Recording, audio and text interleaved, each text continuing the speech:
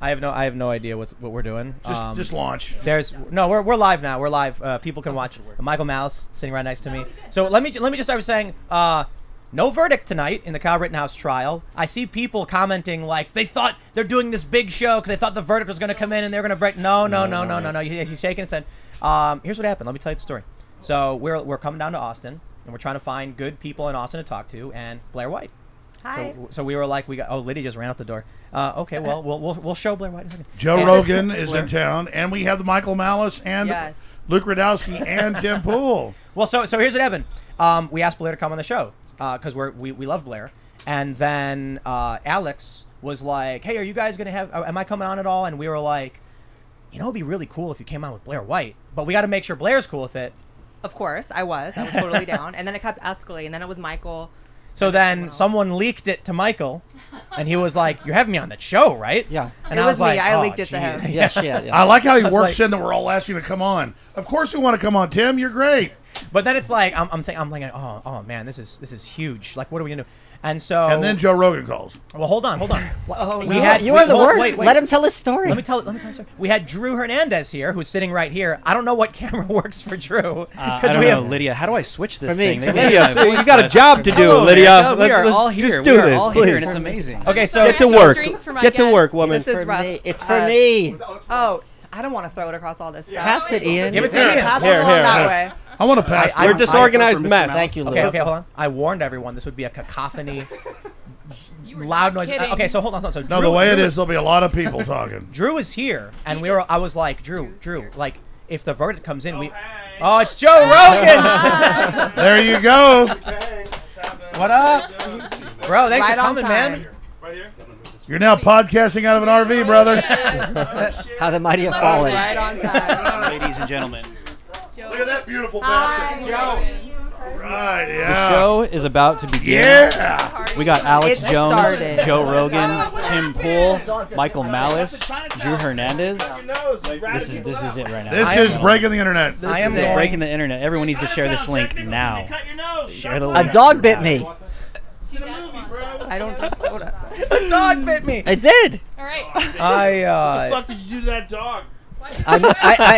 I misgendered it. Oh, he did. It's all right. So Don't talk about me like that. let me wrap this story.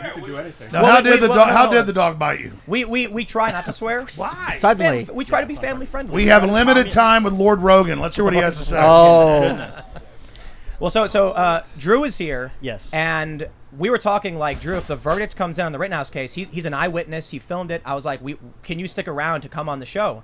And Saw the whole thing? Saw the whole thing, Rogan. He testified in the trial. It was totally different than the video, right? What part? Just kidding. No, it wasn't. Yeah. Not at all. No, that was my point. That was my point. curveballs. When you see people like Anna Kasparian saying, I thought it was a totally different thing. The footage has been Yeah. out for like the entire time. But everybody thought it was a totally different thing. Well, Because they would also censor the footage. You couldn't Yes, let that's it true. block it. because Yeah. the corporate press is the enemy of the people. Did you see how MSNBC would not show the defense responses, only Right. Yeah. prosecution? Only the prosecution. Well, so we were like, Drew, stick around. And then when this show just became whatever the hell is going on, everyone was like, Tim, did you ask Joe to come on? And I was like, oh, he's got a show. He's a busy guy. And I was like, well, hey, Joe, you want to break the internet? You know, Michael's We're really not breaking the excited. internet, bitch. I'm just showing up at your weird trailer.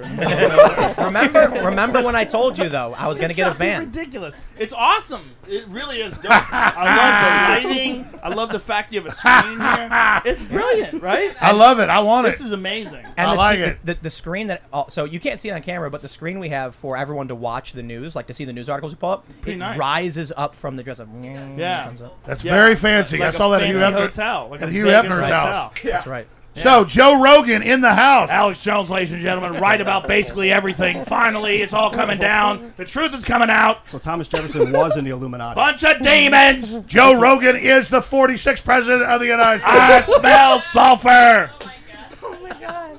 People are just giving us money. Oh, God, that's how it works, Tim. I'm already. So it's hot in here. Listen, it's kind of It is exciting. I like it. Let Isn't Joe it- talk. Isn't it kind of exciting, though? Like, obviously, the world has gone completely into chaos. Yes. Isn't it great? Like, we are in this weird position where the mainstream media is almost universally accepted as at least being mostly full of shit. or partly full of shit. Totally right? full of crap.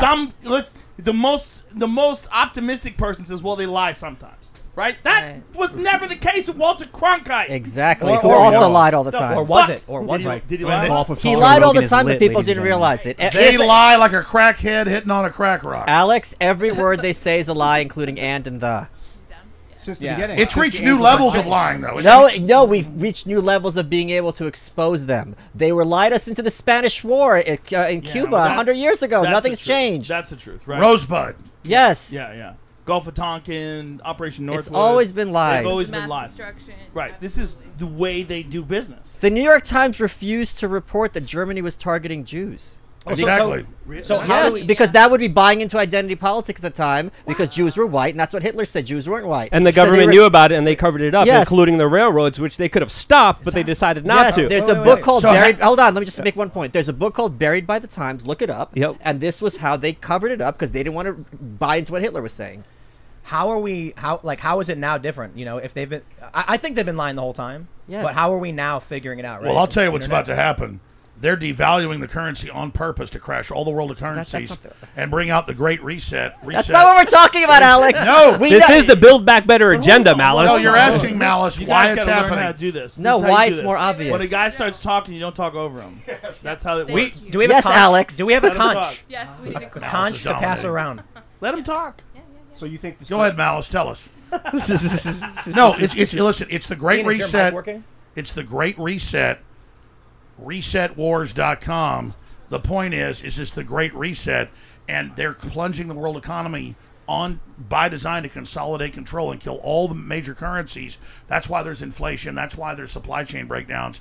I'm just telling you, tomorrow's news today, there is a global destruction of the supply chain and the world currencies to bring in a new world currency based on the vaccine passport. The issue, what they were asking is, has the corporate press gotten worse? And my point is, we have more mechanisms to expose their depravity and malfeasance in real time. For example, if this had been 20 years ago, they would have been in a position not to let this Kyle Rittenhouse video anyone would ever see it. Yep. Now, if you have some kind of hack journalist with his cameraman, one's wearing a mask, one's not, everyone has got a phone, and all it takes is one person to film it, put it on Twitter or Facebook, and then immediately everyone can see it in real time. Michael, I totally Hold on, agree hold on. with you. This Tim guy Pool, right here. I just sent you a text message All right. with a meme. It's an amazing meme with Alex. You got to look at this. It's one of my favorite memes. It's But- like it's a "You Are Here" meme. It's all the shit that Alex has predicted that's come true, and then where you are right now. Let me You read get it. Let me read it. Can you Oh, get it? nice. Can you get it on your screen? Do you have Not way through to a get- text message. You though. fucking primitive Can you apes. tweet it out or Jesus post it on Christ. Instagram. Don't you have a Jamie? Don't we have a Hey, I can't do that. I'm That's a sorry. video. Joe. Well, they'll pull it up. Oh Let me just- wait! I can Facebook it too, can I? Oh yeah, sure. Let me just say this nicely. Everybody's right.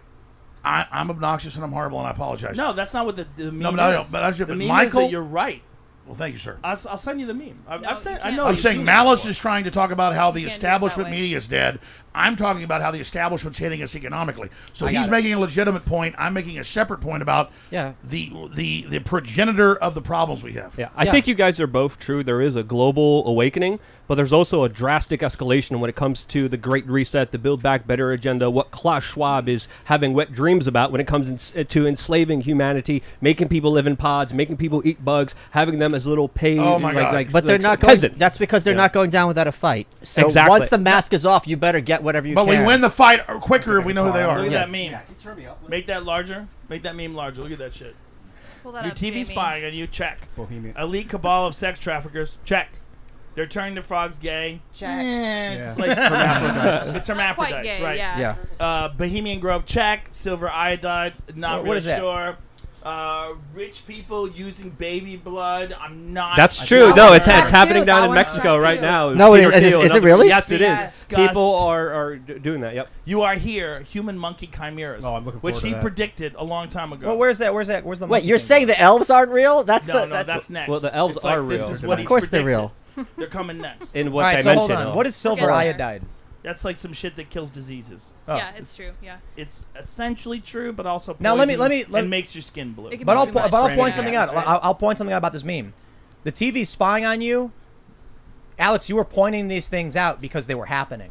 The turning the frogs gay, that was atrazine. I believe that's a pesticide, right?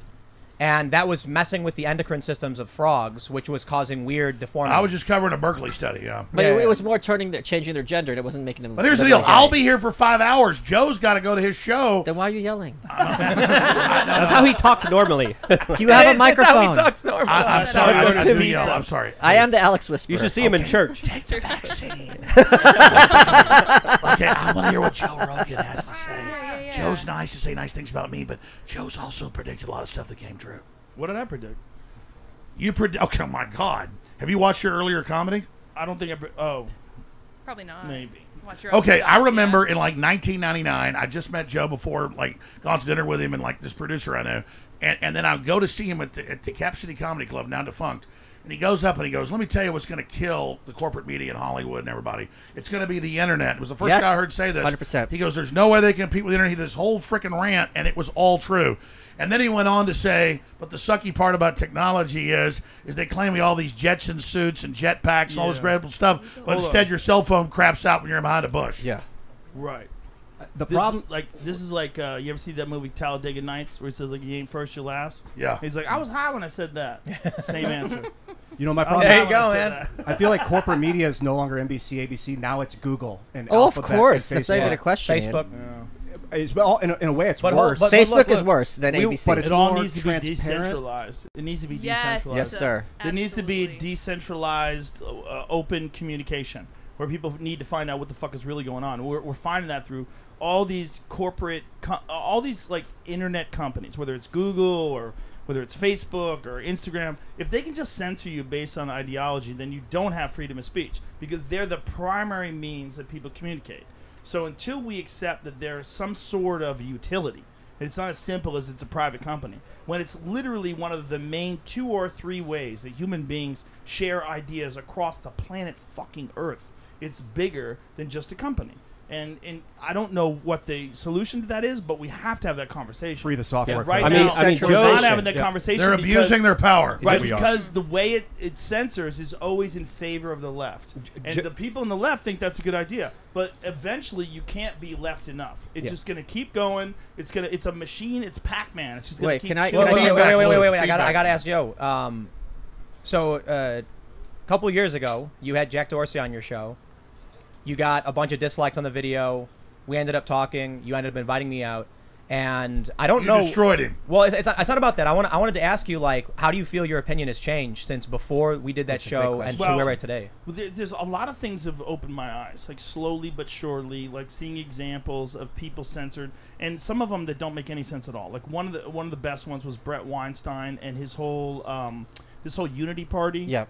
Yeah. When that got censored, I was like, okay, you guys banned an account for no reason because you thought that account, which is by a bunch of influential intellectuals, was going to somehow or another take votes away from what you thought was the party that should win, and so you just banned the account. So now you're making like these ideological choices about free speech. So you're saying your free speech is not as important as the result that I want, and so you're going to ban people.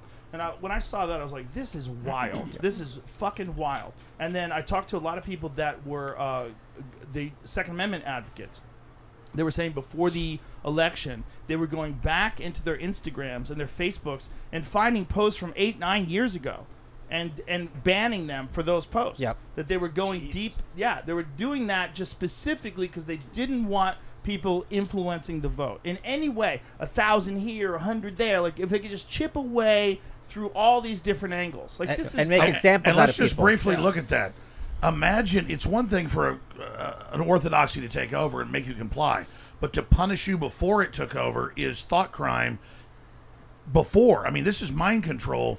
This is like in science fiction. This was never dreamed of, where you're punished for behavior before the new orthodoxy comes in. So you don't just submit in the current state. You're going to pay for not adopting it before it was the new religion. I got to correct you. This isn't not science fiction. This is what they did in the Soviet Union, where if you were on the wrong side before Stalin took over, you were executed with your family. So this has historical precedent. No, I know it's my family was literally tortured in Poland for daring to question it's the government or not having the proper paperwork during a random passport check. No. I know tyrants do that, Luke. I know tyrants do that. What is it? It's listen. It's retroactive enforcement. Yes. Retroactive. They cut his fucking nose in Chinatown. Let me. I want to counter this. this though, because we were actually heading in a direction in this conversation. We were talking about how we're actually starting to realize how deceptive the media is, and then I pointed it over to Drew because these same tools are what allowed Drew to be on the ground during the Rittenhouse, during the Kenosha incident, film it, and then be a witness. The media could have absolutely shut it down. You've heard it. You'd see a newspaper article and it would say white supremacist crosses state lines with gun, and that's the only thing you'd know. And they tried it. Drew, Richie, Jorge Ventura, Elijah Schaefer. They broke that paradigm. You guys were down there. And then to watch the prosecutor try to go, oh, you're a right winger, you're evil. It's like, it's footage, it's raw. Like Joe said, oh, and then they saw the raw footage. Once you see that, it's game over. He literally tried to say that my footage was slanted in a certain way, and I responded and I said, well, yes, it's BLM and Antifa literally rioting in the footage. What people need to understand is this propaganda is so dangerous, not because they're just telling lies, but they're attempting to control the narrative, which is an attempt to control your mind. And that's what's dangerous. Whether you're a Republican or a Democrat, that should seriously concern you, because this is what they do to control the minds of millions of people. And it's allowed on a daily basis. And it's like, it's encouraged. And why don't people take issue with this, that people are trying to control your mind on a daily basis? Because the average man would rather be safe than be free. We're taught since kids to defer that expert at the front of the room. And one of the reasons they always one of the reasons they always talk about follow the experts. It's not just with COVID. It's also with this. Am I going to look at the footage and draw my own conclusion, or am I going to listen to the prosecutor? Okay, Joe, you were saying something. It's so sad because I don't know any progressive. I know a lot of progressives, and not one of them knows that one of the victims of Kyle was a pedophile. They all think it was an innocent black BLM protester who raped a kid. It's not like he had attractions. Five kids, and he was an underage boy during this, battle with him. So it messes with people so badly. I know so many people that have no information about the case but have an opinion completely made up. It's Wasn't sad. the other guy? Didn't he get all his charges dismissed on previous 6 cases? days before? Yeah. 6 days before he had a DUI charge dropped, but he was a career criminal. I mean, he went down for domestic abuse, prowling, trespassing, 2 DUIs, felony burglary, 2 counts of carrying a firearm while intoxicated. Bro, this is cult shit. Yeah. Yep. We're in a cult. Yes.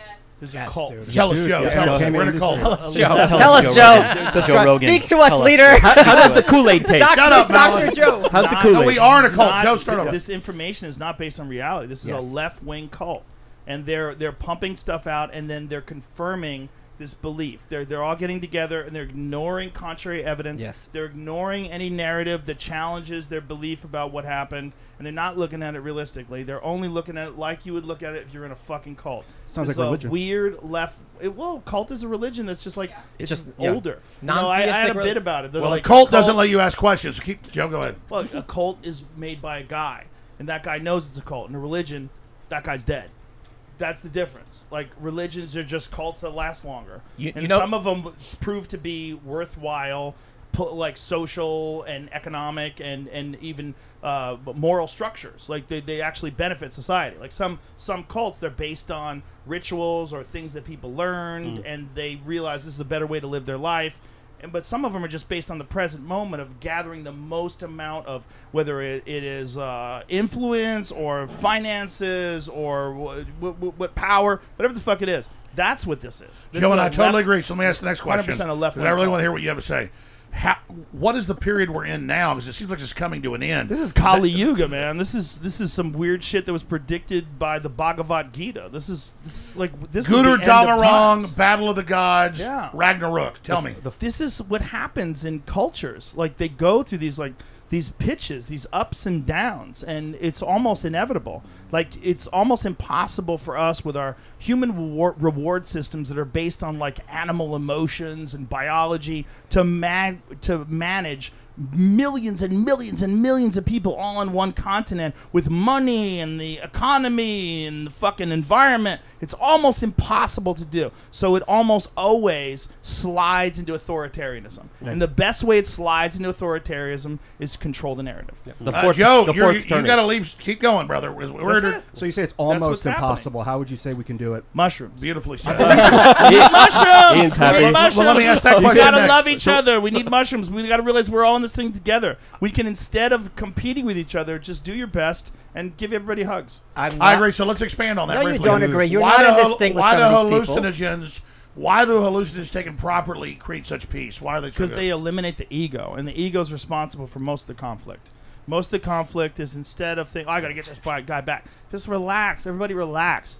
Everybody, like, look at this. Like, what does everybody want in terms like of, you like, forgave me culture? 3 years ago when I was being a dick. Everybody. And it was so much I try better. to forgive everybody. Listen, it was amazing. What does everybody want in this life? You I want good friends. You want to be safe. You want your children to go to good schools. You want your loved ones to be protected. You want people to get by and have a good life for as long as they possibly can. That's what everybody wants. But you think that other people are trying to stop you from having that. Other people are trying to stop you from having that. There's a few sociopaths that want to gather it all up for themselves. There you go. I forgive you too, amounts of people. But Joe, I've had this conversation with Ian a whole lot because Ian's the voice on our show who's always telling us to stop being so dark and try and bring people together. But you look at the prosecutor in the Rittenhouse case. He's a demon. Overwhelmed, like lying. Yeah. You see the judge say that was a grave constitutional violation. I think that's been going on forever. It has. Finally, we have the internet. Correct. Thank you. Yes. And now we can see it for what it is. And now we can see it. And now conservatives are realizing, you know, the old conservative line about like, oh, if you haven't done anything wrong, don't worry about getting arrested, you'll be fine. Not true. I know, but conservatives are now realizing, wait a minute, when the government, the Eye of Sauron, has you in their sights, they're going to do whatever they can. I've been experiencing that, where like they just lie about everything. What were you just saying about not interrupting? Malice. I was just the one point is people you have a lot of malice for me. I don't have a lot of love for you. I know. But start over.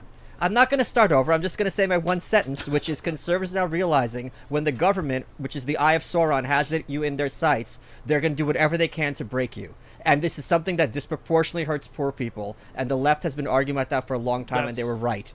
Yeah, that's inarguable, right? Yes. It was 2020. But now the left's all everybody anti-free can't afford speech, to, anti-due pay for process. Well, there's something to say about what's happening right now. Some people have called it the fourth turning. You could feel it. It's energetic. You know something's happening. You see the Titanic. You see the iceberg. You're like, holy cow, the ship is heading somewhere. But at the end of the day, we could still decide where it goes. And I think, to Joe's point, mushrooms, decentralization are ways to start the conversation. But I think we should focus on that as well, because I think that's the true kind of opening that we should be really examining and looking into, because there is something to talk about with so much power and influence here. We could do something incredible here. I don't know about mushrooms, but that NAD stuff was legit. Nicotinamide adenine dinucleotide. Can we talk about DMT while Joe's here? Yes. Because he's giving me DMT next week. I am? Or should I not say that? Sorry. No. We were thinking about it. Going down to South America for a religious retreat, perhaps? Oh, I'm so in. Yeah. Well, I take DMT every morning. I think we should take ayahuasca. We all take DMT when we sleep. That's what I was saying. Yeah, you got the this is joke. it. Dude, we got to do Luke's ayahuasca. smart. He got my joke. How do you prepare for your first Cacophony. time, though? Because I'm nervous. I've heard you got to do a dieta, which is a 10-day fast where you basically eat only stop all that hippie bullshit. Listen, put your fucking woody beads aside. But this is if you're shut gonna your take pie hole. only if you you're don't taking have to do any of those ayahuasca. things. Have you Just taken dive ayahuasca? in. It's the same thing. It's dimethyltryptamine. Look, it's good to have an empty stomach. Yeah, but listen, what you really need to do is just relax and let it happen. Have you taken Aya? No, I've only taken DMT. We got to do ayahuasca. I've taken. Well, I don't know how to do shit with you. Oh, you filthy hippie! Get a haircut. We need to. All of a sudden, I'm at his house, like confused. When do I throw up? No, it's like all these psychedelic drugs. The big thing is just letting go. That's the biggest problem that people have. Let yourself go, like Elvis says. Yeah, it's hard to just not fight it. You got. Well, that's one of the biggest lessons when you do delve into psychedelics is not to take yourself too seriously. Let things go. Let love and the positive energies kind of flow in a direction where you're not trying to control everything. When you're trying to control everything, that's when things get nasty and disgusting. And whether in relationships, whether in government, whether with religion, anytime you try to force something onto someone, shit gets bad. It gets disgusting. I totally agree. But while nasty. we've got Joe here, let me just ask this one question of Joe, and I want to hear from Tim and everybody here. But this is my real question. After all the suppression of free speech we've seen in the last 20 months, and after all the attacks on medical experts that were pointing certain things out that's now all been proven right, I mean, what does the power structure do now that it's committed seppuku, suicide? I'm really concerned. No. Don't be naive. It has not committed suicide. Most people still believe the news is accurate. Mm-hmm. Most people still believe I took horse dewormer. Most people still believe like some of the dumbest ideas because most people are casual observers of information. So you're saying I'm blinded by the fact that I can see what's going on. It's your job. You're like a guy who's like a tennis analyst that thinks that everybody knows who Roger Federer is. Most people have no fucking idea. Right? It's like the amount of people that actually pay attention to all this shit. So I'm blinded by the fact that I'm informed. That's a good point. Yeah, you're very informed. So you're always on it. But most people are uninformed because they're busy all day. They have jobs and they have kids and they have a mortgage and they fucking go bowling or whatever they like to do. They don't have the time. They watch whatever the football. normies do. Yeah, they watch football. They don't have time to be paying attention to all this fucking shit on. So instead of a normalcy bias, I have kind of an awake. So what do we do then? Listen. I was arguing with someone about the Rittenhouse trial right now. A friend of mine who's on the left who said, "I don't understand how you're defending this kid." And when I said like a few key details about the case, they said I didn't hear that. And then they responded, "To be honest, I was kind of just listening in the background while I was at work." Yeah. It's all crazy, right? Like, should he have just showed up with an AR-15 at this protest? Like, why is he there? Like, why? He's a 17-year-old kid with a fucking loaded then you gun. learn his dad. Then you learn his dad lived there. Then you learn his dad lived there. Then you learned that his family had a store there, right? Yeah. They worked there. Didn't his family work there? His dad had a business and his business. His dad, his grandma, his cousins. He worked there. His best friend. That was his hometown. His mom had left. But how wild are these fucking people? This is like wild and wonderful whites of West Virginia. They said, "Son, load up your AR-15. You want to drive me to the protest." You're 17. Like, to take a 17-year-old kid to the middle of a fucking protest with a loaded gun. No, I agree. It wasn't a protest. It was a riot. It was a I violent understand riot. it's a riot. Okay, let's say it's a riot. But Sorry, before it excuse happened, me. it was a protest. He shouldn't have been there, but no one should have been there. If you have children, does anybody here besides me and Alex have children? Negative. When you have kids, the last thing you want to tell your 17-year-old is, "Hey, son, we're going to take you down to that riot."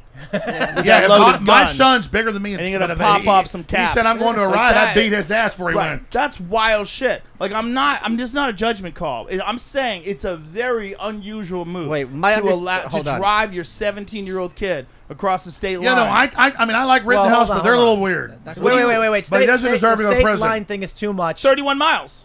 Yeah, but it's still state line, right? I get but it. His But father lived there. Hold on. Here's why it's much. Do you know the law?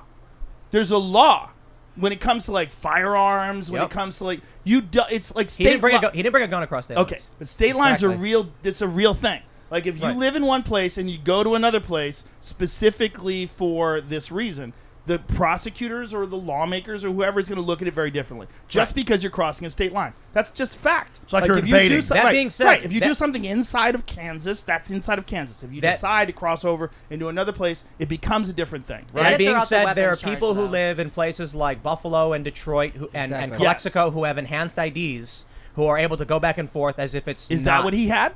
Well, he lived like a mile from the border. It's a bedroom community. And Kenosha was, it's the suburb of Kenosha.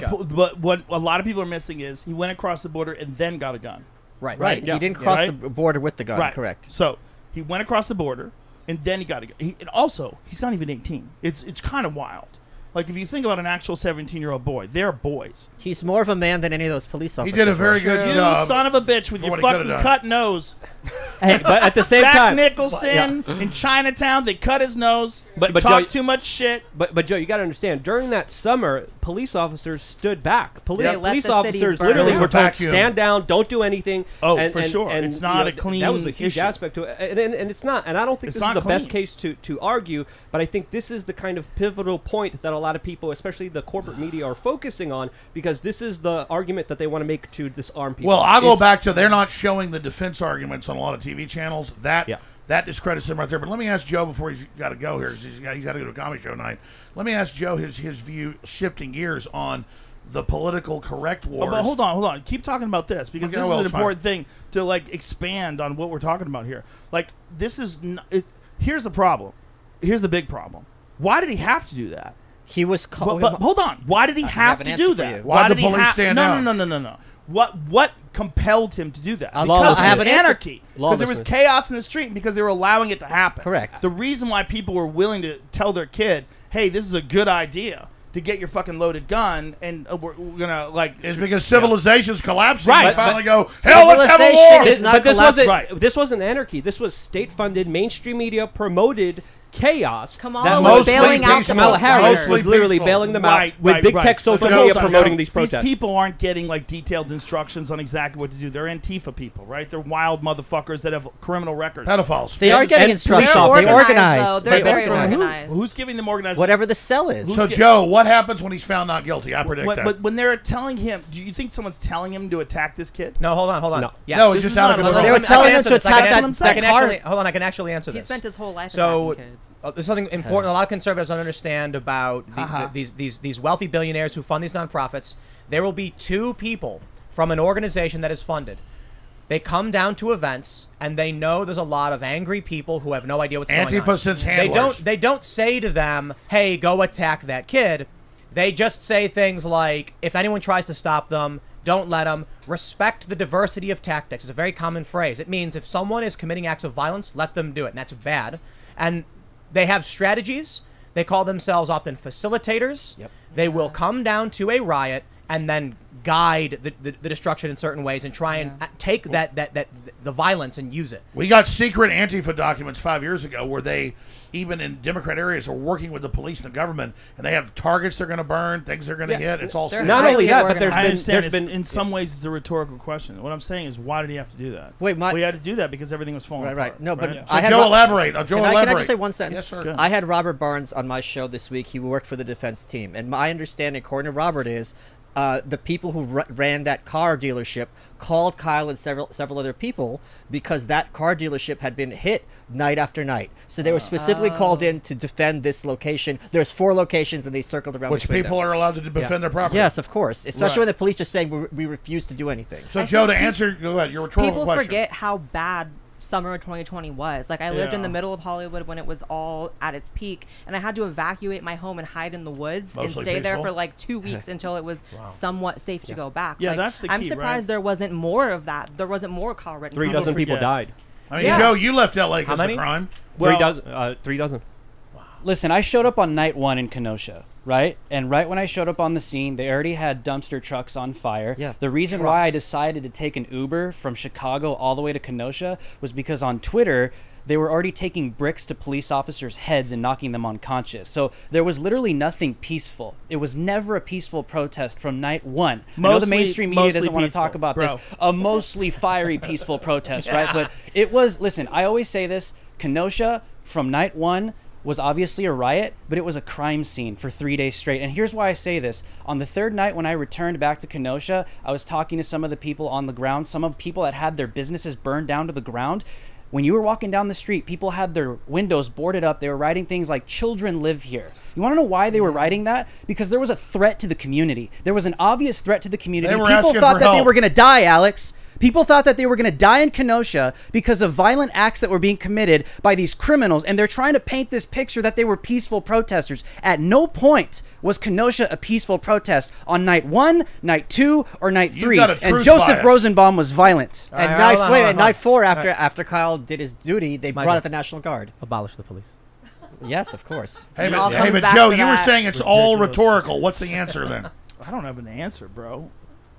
Come on, man. Putting a lot of no, I do love the constant, like, Joe, tell us. You know, Alex is well, like, I mean, he ain't gonna be here the whole time. I mean, I know, but still, Joe, just fix the world already. All right, what are you doing? Come on, all right, we're waiting here. Trying to guide this thing. Do everything for us. What was the question? You know, we Blaire's right. We forget what the fuck it was like. It was terrifying. It was terrifying. The world was falling apart. There was cop cars lit on fire all throughout Hollywood. They were calling a curfew in Beverly Hills at like 4 p.m. or some shit. But you know what's crazy about the cop cars? Smashing windows and stealing things. Santa Monica. And they were allowing it. They were letting it burn out. Yep. So people had this feeling that no one was going to protect anyone. Correctly. Like it's when you look at the way things stand today, we have much more of a semblance of law and order. But when you go back to those George Floyd protests, it was anarchy. It was legitimate chaos. And I don't think people have long memories. They have very short memories. You were talking about, but the cop cars. Actually, I know someone who rents out a ton of cop cars for movies in LA, and some of those were fake, like on Melrose, which is weird. I don't know why. Fake cop cars? What? Yeah, they were prop cars. Well, let me tell you, I don't know why. There was shooting and burning and robbing in Austin and deaths. I was driving through and Antifa was backing on my window, so there was stuff going down then. Yeah. Yeah, I don't know if those are fake cars, but I know that's a fun thing to say. No, those cop cars weren't even real, bro. They were made by $3 billion of property loss. They were prop cars like Alec Baldwin's prop gun. Well, the scariest thing was like looking at New York City when they were smashing windows and that really like whatever that art area is. Soho. Yeah, they were stealing things right out of these buildings, and the cops were literally standing on the corner watching that happen. Like that is madness. I remember watching that on Fox News. shoes. They were literally this was I wouldn't say this was anarchy, because if we had anarchy, we would have peaceful, harmonious trade of capital. Amen, brother. And Luke, come on, don't leave me hanging, Luke. What we had is government-funded, orchestrated chaos by the top institutions and powerhouses in this world saying, I want this to happen, I will incentivize it, I will spread propaganda, I will put fuel on the fire, guaranteeing that this violence explodes. Can I ask Joe? Wanted people to riot. 100%. Yes, 100%. 100%. Joe, I got a question for you. I know I'm not trying to change subjects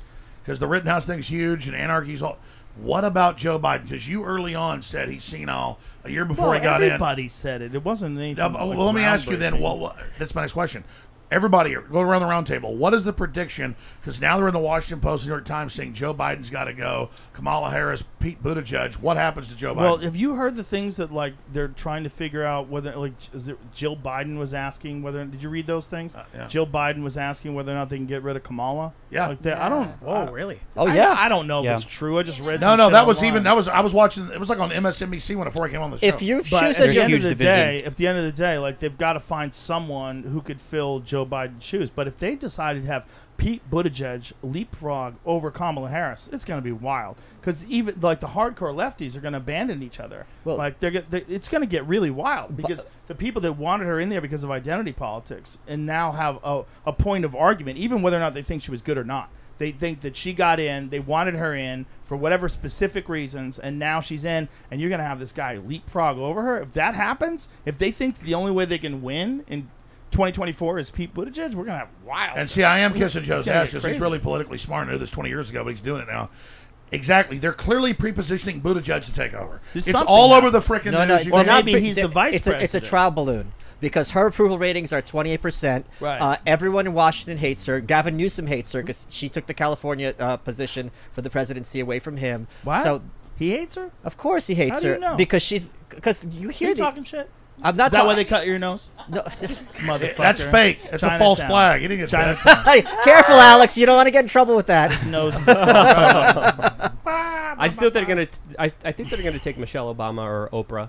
2024. There's no I think way. there's a possibility. No way. Okay, well, they're Michelle. openly saying everywhere, we've got to replace Biden now. And Yes. that's everywhere. So I'm Well, asking, what are they planning? How do Bro, they do that Satchel Paige thing was over the top. People were like, check, please. What was that? This the Negro thing. It was Well, so- the Negro leagues and the Yeah, he goes, he's the number one. I won't even say it. He's the best in the world. Yeah. Did you see though when the judge and I keep talking back to Rittenhouse case? The judge said, "I hope the Asian food's not on the Long Beach port." Yes. And they were like, "What a racist!"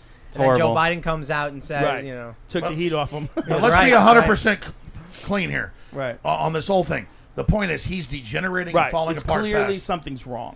So And you can't wait much longer. It's not fair. It's like to judge him like in comparison to like judging Obama when he was in office or judging even Trump when he was on. It's not fair. He's got a problem. There's something wrong with him. Right? It's not as simple as I don't like the things he stands for or the special interest groups that have got him into power. I don't like his politics. That's not what's going on here. This is a man who's compromised. Something's wrong and he's deteriorating. And either we admit that, and we all know it, or we don't admit it. So if we don't admit it, then China just starts fucking filling up Facebook with a bunch of fake pages, And and they love it. we have chaos constantly. You know, what I mean, that's part of what's going on, like with the conversations that people are having online. Yeah, nobody They're being respects us instigated. because of him.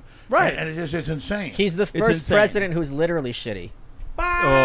Yeah, poopy pants. Michael Malice, ladies and gentlemen. Give it up for Michael Malice. I think but about that's what's part of what's happening. You know, it's like we're in the cult, and if you're in the cult, you have to pretend that the cult leader's okay.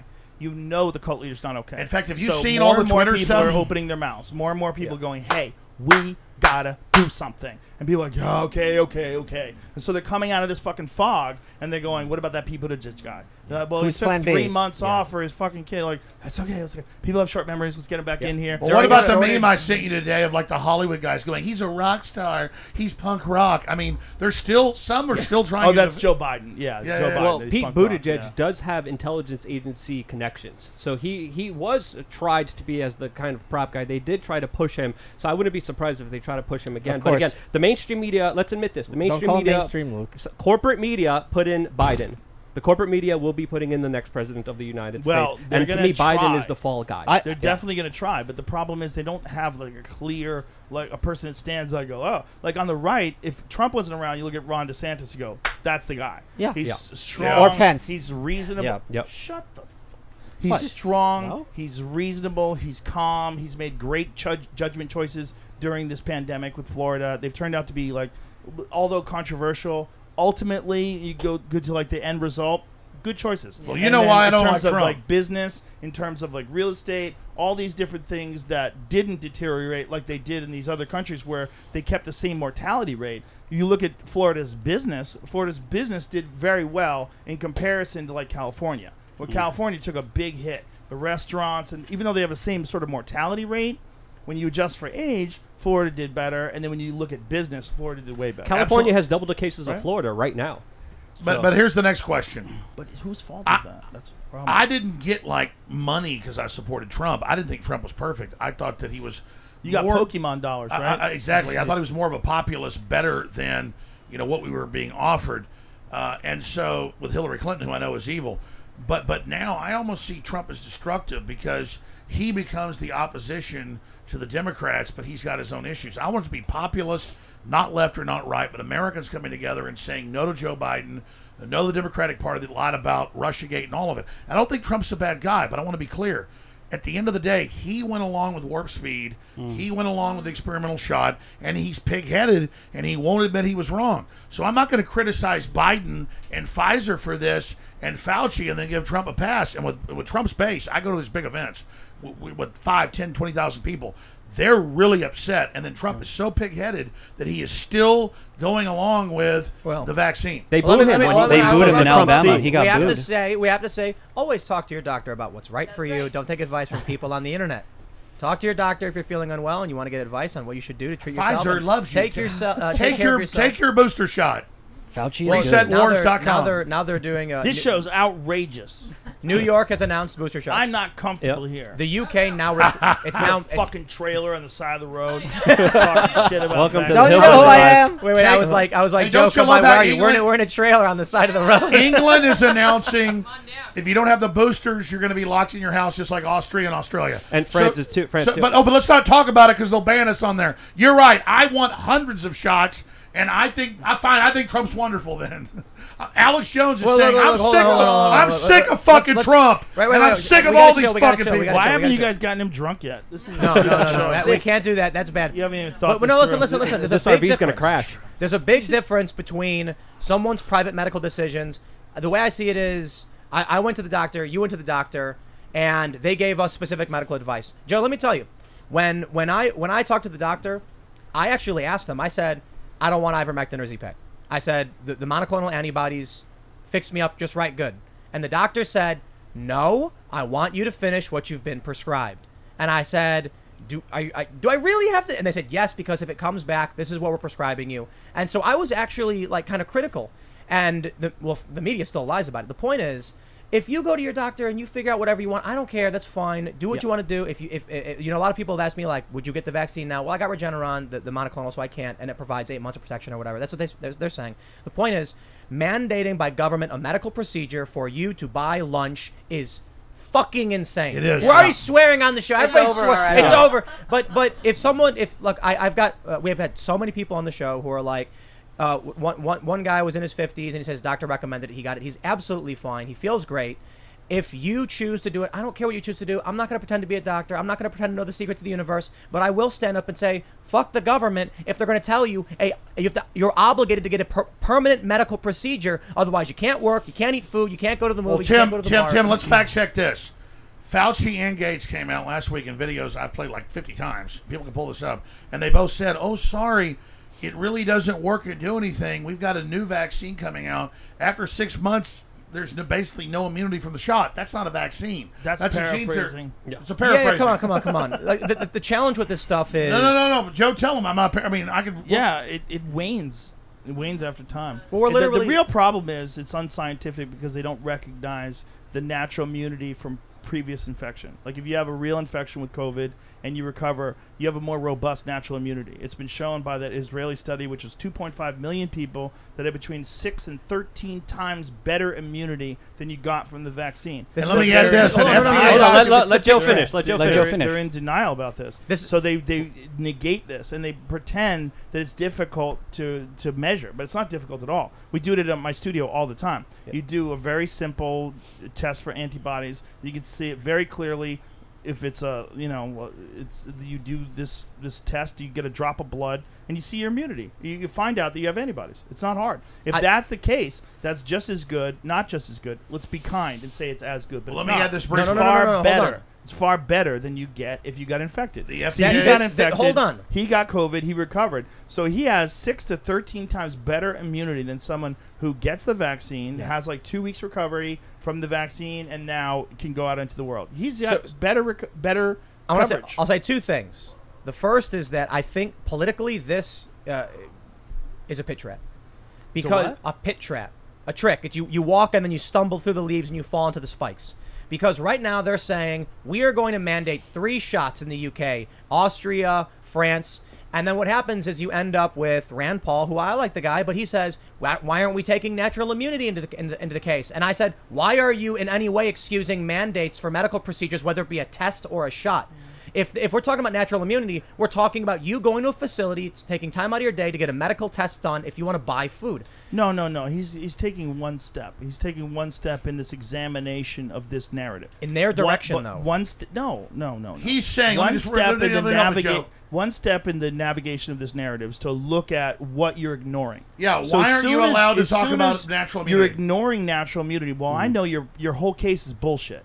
So everything you say, whether you're in for mandates, whether you're telling children they have to get it, whatever the fuck you're saying. As soon as you say your natural immunity from previous infection doesn't count, or you try to pretend that it's impossible to check when you can check in seconds. If you vaccinate someone, they're not good for 2 weeks. You can check their immunity in seconds. I have a fucking video of my phone of me doing it. Let me just say this. The FDA put a letter out last week under a 4-year lawsuit, and they said no one that we've looked at over millions who had natural immunity has ever transmitted the virus, but everyone that takes the vaccine can at the same level. Yeah, I don't buy that. I think people just haven't reported whether or not they transmitted the virus. And it's not as simple. It's like you have to somehow or another they have to quantify that you had the virus and then gave it to somebody else. I'm just going off what they say. I know. Different things. Yeah. Someone who gets this is exactly what they say. If you get the vaccine, I think it's an order of magnitude less likely to get sick,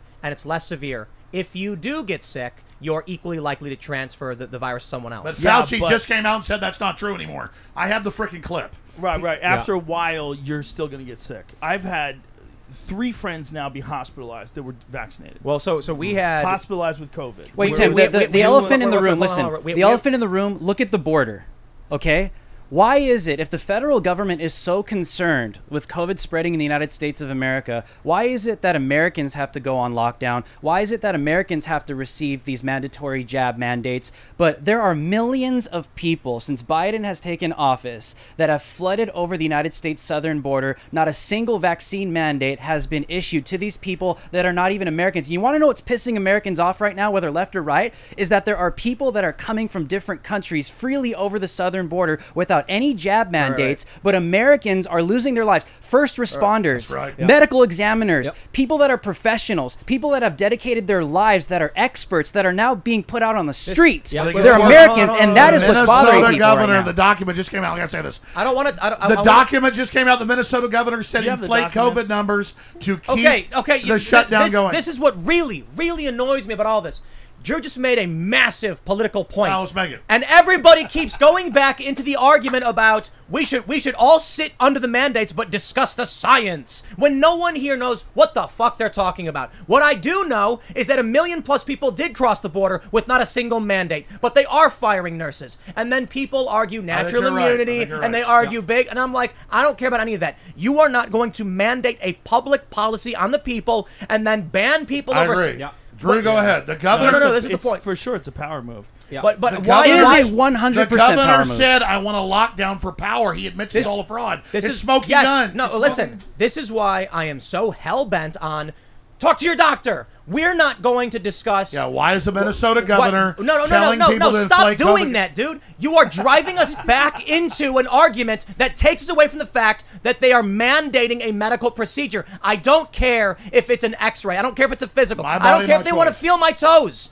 We shouldn't be sitting here going like, well, this scientist said this, and they were talking about numbers. No, 1 million people crossed the southern border with no mandate. Firefighters, police, nurses fired from their jobs, and all anyone keeps doing is keep saying, let's have a conversation about efficacy. No, I agree. Efficacy is irrelevant. You talk to your doctor, you figure out what makes sense for you, and I'll tell you this. I don't think your mandates are meaningless. Yeah, it's two different arguments. I agree with your argument. Nobody disagrees. I'm saying the governor of Minnesota don't know. Most people don't exactly. know about the people. Joe's right. No, most people don't know. Let's talk more about that. Well, Joe's right. The Minnesota governor admits the lockdown was for political control. He got caught in emails. Sorry. Yeah. Well, but how many people know that people are literally not just being allowed across the border, but actually like allowed to enter into the country? Yeah, we got to do that to fly on airplanes. We got to have tests. But if you're coming even legally, if you're coming legally, you have to have the COVID vaccine now. And again, we understand this was never about your health. This was always about your subjugation. You look at what happened where they mandate this medical procedure, where they have the most strictest vaccine passports in England, in Israel, in Singapore. You see the highest rises in cases. Gibraltar, one of the most vaccinated places in the world per capita,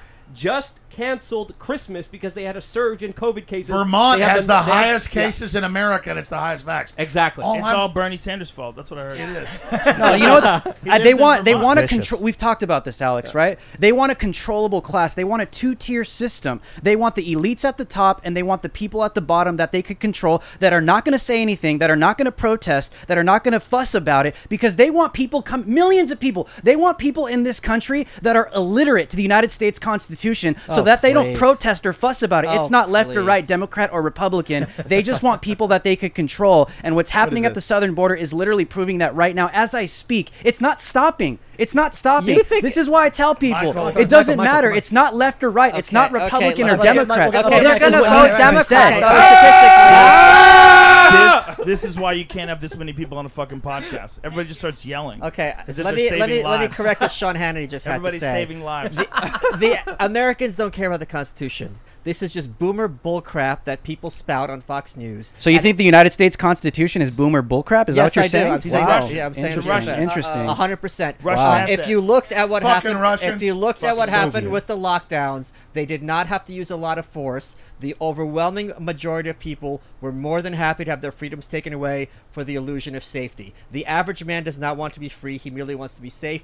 And the Constitution... His name is Keith Olbermann. And you can say him by name. No one's going to know that. Joe, no one's going to know that reference. And the Constitution has been a dead letter from the George Washington administration. They were locking people up for criticizing the government in the 1790s. It's a complete joke. ResetWars.com.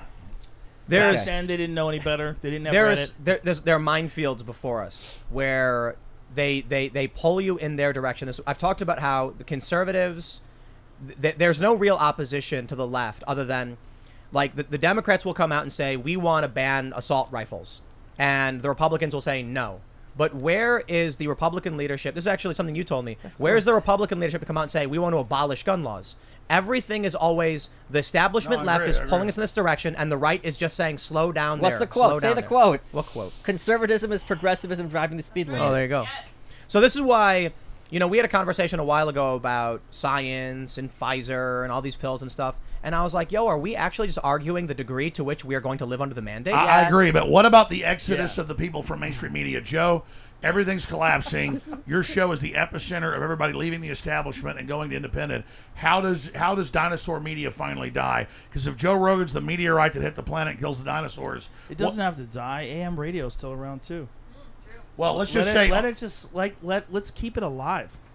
Let's keep it alive barely. Alex, that's do you know what how you want. You don't want your enemy right. to die. You want you to keep your foot on its chest. So it's like a little zombie. You know how it's gonna. You know how it's gonna. You know how it's gonna lose it. It's gonna lose its efficacy when CNN and Fox and MSNBC are looked at exactly like you look at Marlboro or Lucky Strikes. When the average American regards a corporate journalist exactly as they regard tobacco executive. You know they're selling you a product. You know that product's deadly. Let them sell it. Yeah, but people want to buy it, but that's all it is. Lucky Strikes gives you a nice head rush.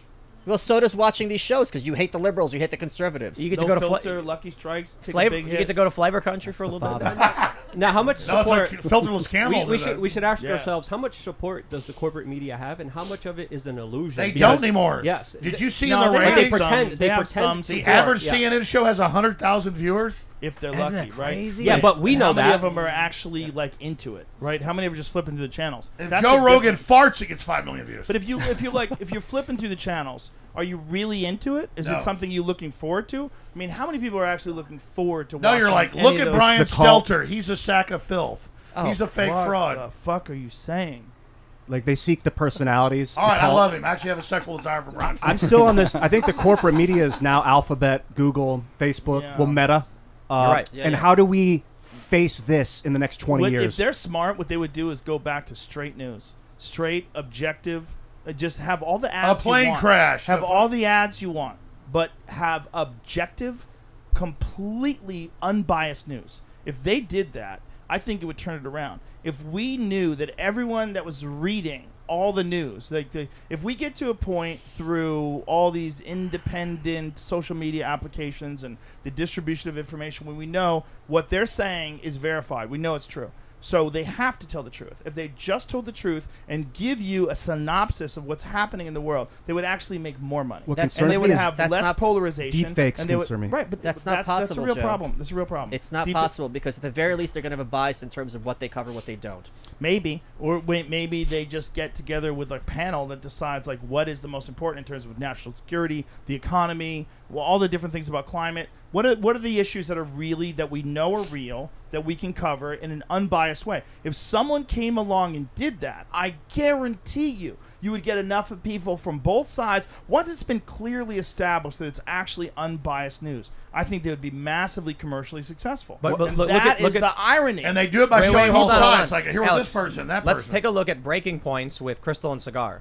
Sagar. Sagar. Perfect example. But no, they're getting smeared as alt-right and far-right now. By who? Bunch That- of pussies. Who wants to Sure, listen? Yeah, Tim, why are you Hold worried on, about hold the on, fucking- stop. But their audience keeps I've not been growing. talking That's over it. that's true, but Their if, you're, audience if is huge. there's an issue with this idea of the left populists and the right populists can come challenge the elites. Crystal and Cigar were Sagar, you Sagar. son of a bitch. He's my friend, sorry. you piece of shit. Say his name one more time. Sagar! Sagar. Saga! Saga! Braveheart. So we did a segment on the show. Young Turks said that Joe Rogan's basically Alex Jones or Tucker Carlson at this point. That's and hilarious. and people responded saying so is Crystal and Sagar. And when they Why left, are we listening to Sink Turd? It's not about why are we. It's about why does he have millions of subscribers and get 30 million Because views he was per forced month? fed to everybody. Why are you distracting me when I have to leave? You keep going down these dark alleys. Oh, dude, There's no it's just answers. getting dark. ResetWars.com.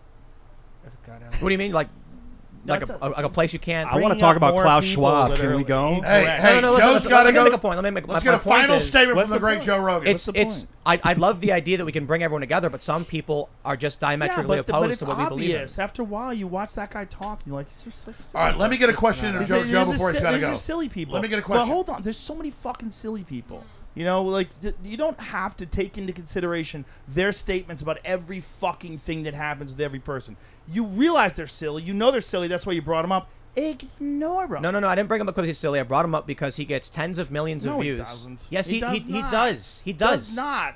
If you look at all the views, but how many individual unique people are there? It's not tens of millions. No, It's I'm not nonsense. talking about unique. I'm just Right, saying. but it's the same fucking people. It's like if tens of millions of people, they put out a lot of content. They have 100,000. Okay, Joe's got to go. Can I ask one question? Joe, can I ask one question? But it doesn't matter. Joe, you agree with them or disagree with them. If you don't agree with them, you don't have to keep bringing them up over and over and over again. Just fucking ignore them. They're Hey, Joe, only let as me ask relevant as we make them. Yeah. Can I ask just one question? Disagree. Because I've been big in the media for 20-something years. course You've you been huge disagree, forever. That's why they cut your nose. Listen, but this is a real question. Son of a So I know bitch. you don't want to sound Fucking rock snitch. star or arrogant. him. About, Fucking yeah, snitch. fuck him. cut his He's a nose. horrible person. Yeah, fuck you. It's fake. I'm right here, Fuck Jones. you. You wanna Bring fight? it. Come Yeah, on. watch. Don't hurt Jack me. Nicholson. Let me ask I'm a gorilla. Chinatown. You Ask, son of a ask, bitch. ask, They ask, cut your ask, fucking nose. Joe, let me ask this Look what they question. did to his Okay, nose. Boomer. We all saw your meme. Boomer. Hey, Joe. I love whoa, it. I'm whoa. Generation He's X. giving you attention here.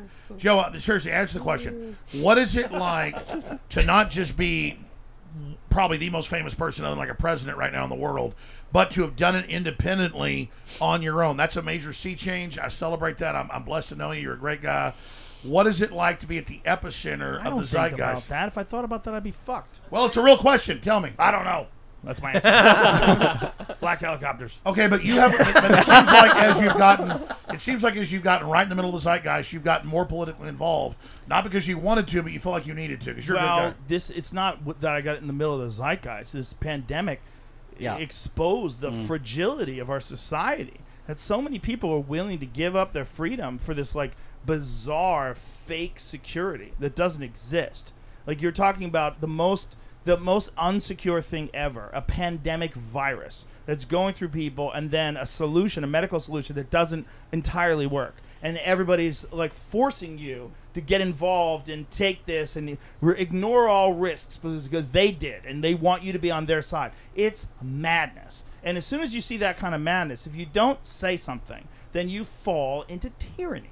And that's what the fuck is happening. And whether or not people realize what they're doing, most of the people that are doing it are cowards. Because if you stand up and you say, hey, I don't think you should vaccinate children, people are, they start freaking out like fucking Donald Sutherland in fucking Invasion of the Body Snatchers. They attack McConaughey.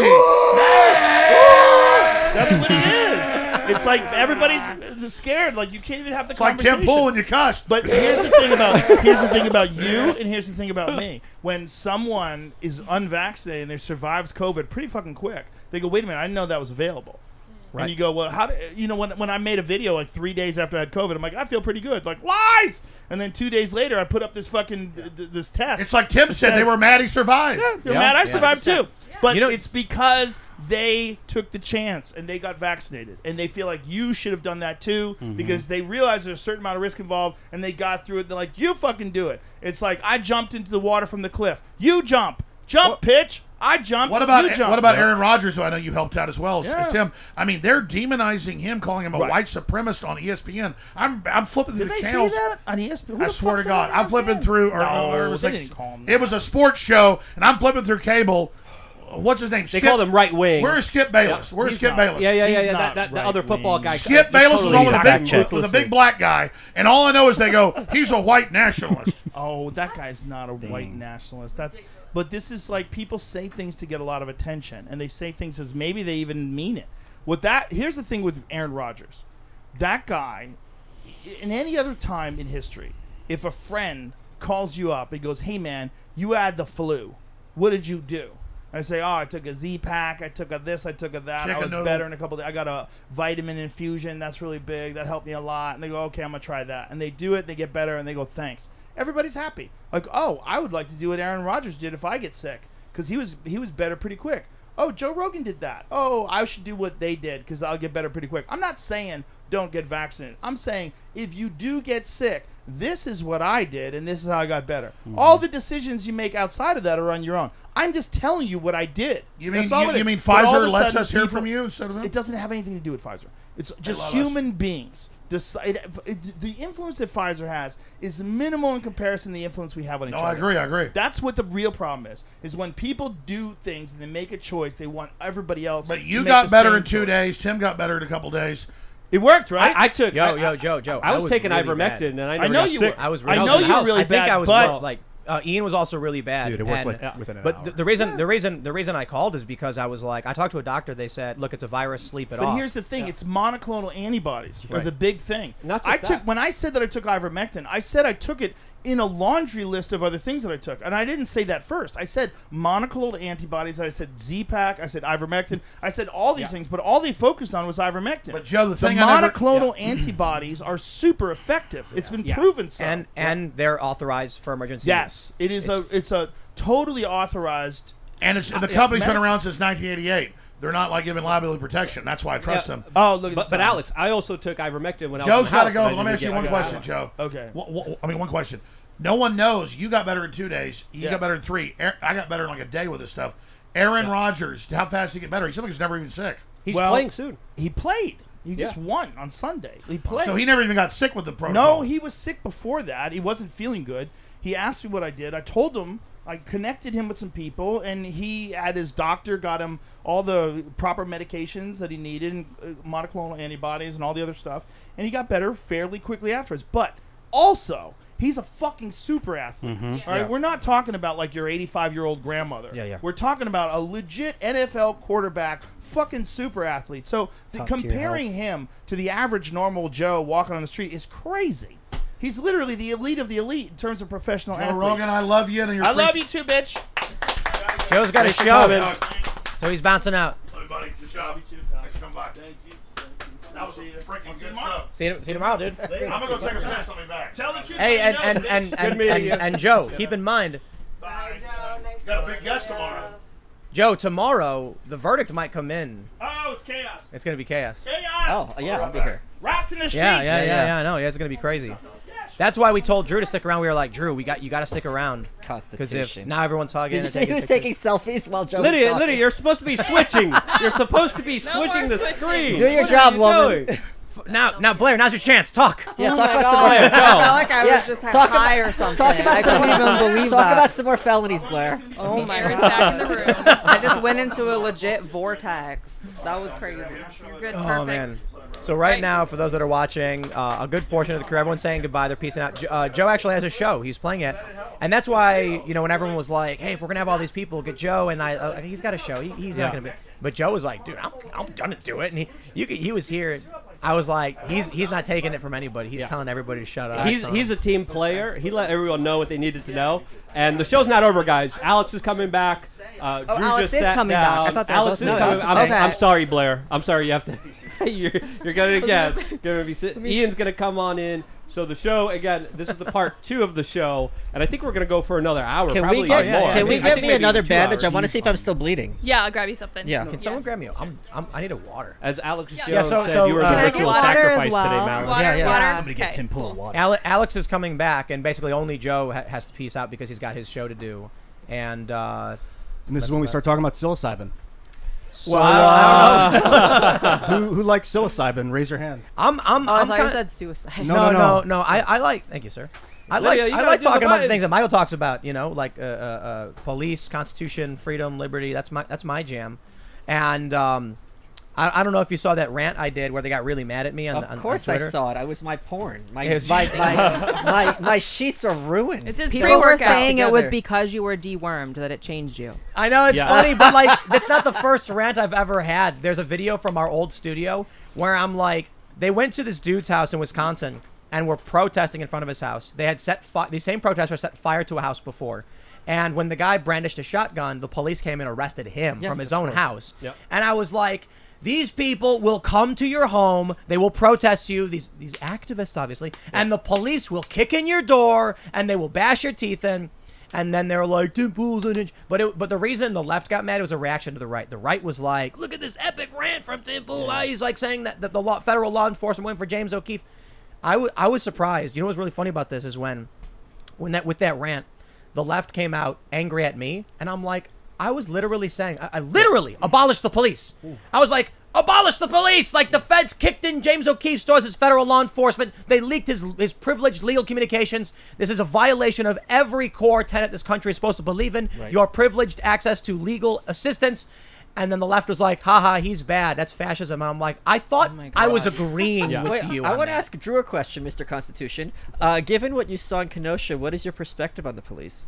My perspective is that the police are going to have to start making some serious decisions soon, because if they're not going to side with their constitutional oaths, they are literally betraying the American people. So I think when police are getting into that type of territory, they're going to start enforcing a police state. Yeah. So I think right now where we are with the advent of Marxism, cultural Marxism becoming mainstream, I think the excuse when police come out and say, I'm just doing my job, is what the Nazis said. So I think right now that is a crime against humanity. And I think when police aren't having the will to say, you know what, I'm not going to enforce this, I'm going to continue to do my job, I think they're going to have to make that decision. But if they do that, if they decide not to and pull out of it, I think that that's something they need to consider before they become police officers. Because if you're going to take a job like that, you're going to have to be prepared to make a decision whether I'm going to obey unconstitutional or illegal edicts or mandates, or I am going to resign. Just I just got one quick question. Given that all gun laws are unconstitutional and violate the Second Amendment, what do you think of police officers that arrest people who have guns that might be in violation of the Second Amendment, who are otherwise peaceful people? Repeat it one more time. police who enforce gun laws, which are all unconstitutional against peaceful citizens. What do you think of those police? And speak more into the mic. Your audio's low. Is my audio low? Yeah. Yeah. Sorry about that. I just think that I think the biggest issue right now with police officers, and I've talked to many of them, I've had conversations with them, I think a lot of them are really like illiterate to the law itself. Not all of them, but every time you talk to one of them, like they're really not sure how they're enforcing the law correctly. Like they're not even aware of some of the laws themselves. And You're just completely ignoring my question. Yeah. Gun laws are all unconstitutional. What do you think of police officers who enforce gun laws against peaceful citizens? I think the Second Amendment is for all Americans. Right. So what do you think, again, for the third time, what do you think of police officers who enforce gun laws against peaceful citizens? I think that's just something they're going to have to decide to do, whether they're going to do it or not. Well, what do you think of them? That's what I think. That they're just going to have to, you're just going to shrug your shoulders? So They're if a just gonna cop have to arrests, make a decision. So if a cop arrests someone who has a handgun illegally, who's not hurting anybody, or has some kind of red flag thing, what do you think of that police officer who puts that person in jail? Yeah, I don't think that's a good thing. But what do you think of that individual? The individual? The individual police officer, yeah. That's what I just said, yeah. They're evil. Are they? Yeah, but you said that's not a good thing. You know, me burning a cake is not a good thing as well. Yeah, like I think it's not a good thing. human being. His name is Officer You're asking John. the same question over and over. Officer John Well, Smith. you're not answering it. Let You're me also not. hold on. Let me phrase the question. There was a woman. I tell the story all the time. Who was from Pennsylvania with a legal gun and drove into New Jersey. Right. And we'll give the cop a name. Officer John Smith pulled her over. And he said, you know, your tail light's out or whatever. And he said, do you have a weapon on you? He said, yes, I do. And he says, oh, okay. She politely informed him, but in New Jersey, you can't have it. So he took her out, he cuffed her, and they tried putting her in prison for 4 years. How do you feel about John Smith? I mean, I would have to really take a look at the entire situation. Okay, that's Well, another I mean, big I'm not trying to problem avoid is anything. I just that don't want to say a lot of You the just avoided decent it cops are successfully. leaving because No, of the I didn't. vax. There's no decent cops. Well, I was just gonna make a correction and say No, Michael probably I- thinks there are none, but good-meaning cops, a lot of them are leaving because of the vax. Right, you're right. That's true. And I disagree with Michael on that. I think there are decent cops, but I understand your point about the institution as a whole. But I think there are. I've met cops who have been. They've actually sought to like stop violent criminals and rapists and murderers. No question. And I've seen these cops be like, I'm not going to stop some kid for this, that, or otherwise. I will also correct you. You said all gun laws are unconstitutional. Yes. What if the gun law was that you had to have a gun?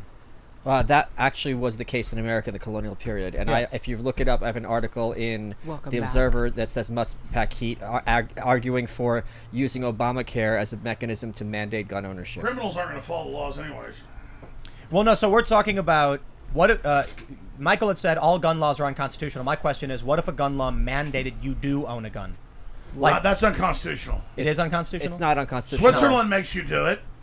That's a form of indentured servitude. Well, hold on. I don't know if owning a gun is indentured servitude. No, if you make somebody own a gun, that's indentured servitude. Who are you in servitude to whom? Who's making me own a gun? I thought you were an anarchist. I am an anarchist. The point being, it's even if I disagree with you about classifying something. If they made you join an anarchist collective to have a gun and you willfully joined it as part of a membership. This has nothing to do with anarchism. I don't explain to me how mandating gun ownership or mandating health insurance is indentured servitude. I mean, now you're for forced inoculations? You didn't answer my question. No, I'm not for anything. I'm not for forced insurance, and I'm not for forced gun ownership. I'm mad at you, Michael. I'm just telling you. I just don't understand. Can you? Maybe this is my autism speaking. Can you explain to me how mandating someone owning a product is indentured servitude as opposed to unlawful? All I know is under my common sense freedom. And under what I want, I don't have to own a gun if I don't want all right, to. wait. Let's not go in circles. Let's not go in circles. Okay. I think he was just using the phrase incorrectly. Oh, okay. Yeah. Okay. I think the point is like, I remember when I think it was Illinois mandated seatbelts. I don't know when they exactly mandated seatbelts, but I remember having a conversation about, do you have the right to not wear a seatbelt? Well, not anymore. You don't. And then I had a conversation from there about how you're forced. I remember when Obamacare was coming through, and people were like, "What about auto insurance? The government makes you buy auto insurance. No one cares about that." And I was like, actually, I kind of do. I of course would always want to carry insurance, but and that's on a state level as well. The idea that the government would mandate you buy a private product and then regulate that product to like guarantee. And your now money they use it as an example. Oh, you got to buy insurance. You got to wear seatbelts. You got to take a shot. I say, I'm more of an anarchist than Malice, I guess. Oh, sweetheart. Oh, come sit on my lap right there. No. Oh. You and Blaire, right? Listen, you're no Santa Claus. I'm not sitting on that lap. So we're playing Who Could Anarchist out the anarchists? My book's right behind you. Yeah, it's right here. AnarchistHandbook.com. Look, I watched your show. I watched Tim's. I know you're intellectual. I know you're actually genuinely smart. I respect you. I'm just saying I agree with anarchist precepts, but informing that and injecting that into the real world does not work. I disagree. Until it's scalable, until it's been proven. It's complete. Anarchism isn't a location; it's a relationship. So this show right now is an example of anarchism working. Yeah. Definitely. There's a lot more anarchism than we know. Centralization is when we have government, when we have fat cat bureaucrat mafiosos coming in and saying, "I want to cut of that." It's centralization. Decentralization is anarchy, in my opinion. And I'm for decentralization. Exactly. So Right. so you're for anarchy, and I'm for anarchy because that's the true definition of it. With no one intervening, no one forcing you to do something. That's the basic core concept philosophies of anarchy, which should be respected and talked about properly. And that's why I had to correct Joe Rogan when he said this was anarchy. No, it wasn't. It was state-sponsored terrorism. Alex knows about that. Give me 30 seconds. I'll shut up for 10 minutes. I promise. That's a I don't lie. believe that. You're That is liar. a lie. You're an effing liar. That is not true. You're an effing liar. 30 seconds. I would like to give everybody Every lie detector Get a on ti- Earth just exploded. Get a timer right now. Yeah. Get Just mute his get a mic. timer. Lydia, I'm just getting mute his a mic for 10 minutes. No. Get No, your no. timer ready. Yeah. I want you to hear this for 2 Ready? minutes. I'm Yes. going to shut up. I actually love everybody in this room. I know you all, and I really appreciate from the producer to everybody. And this has just been historic, and Joe is so amazing, and all you guys, and Tim, thank you for having me here. You're right, it is real anarchy, and it's beautiful, and I love you all, and I appreciate being here. My favorite thing Well, about all of this was I was like, we end up the show started with us having Blaire to come on, and then Alex was like, I was like, maybe Then that'd you be all good. hijacked me. We hijacked it, It's but true. the best part was the very end when everyone's like, have you asked Joe? And I'm like, he's busy. And then Joe's like, yeah, I could probably come in. Where are y'all at? And I'm like, we're in a trailer on the side of the road. Yeah, of course. And so he's like, It's a very nice he walks trailer, in. though. It's like, it is really, really great. And I just think it's hilarious that, was it you said it, like a step down or something? Like the mighty have fallen? Oh, yeah. Joe Rogan coming from his massive, amazing new Austin studio to my trailer on the side of the Joe's road. not an elitist. He loves you, Tim. No, I know. I'm just messing awesome. around. He I wanna- always loved you, but after you destroyed Twitter with him, he puts you at the top tier. You know what's funny, though, that we had beef.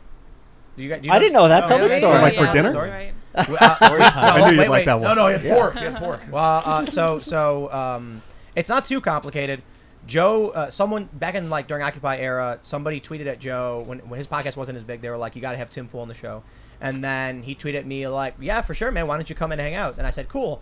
So, I was young and bright-eyed and naive, and I was kind of like, "This is Joe Rogan." This is back in 2011, mind you, so not the biggest show in the world. You but it was wouldn't come great. on my show. But well, I didn't know who you were. He values I his knew of time, you. Alex. I remember telling Luke, "Hey, get me Tim Pool." Well, so check it out.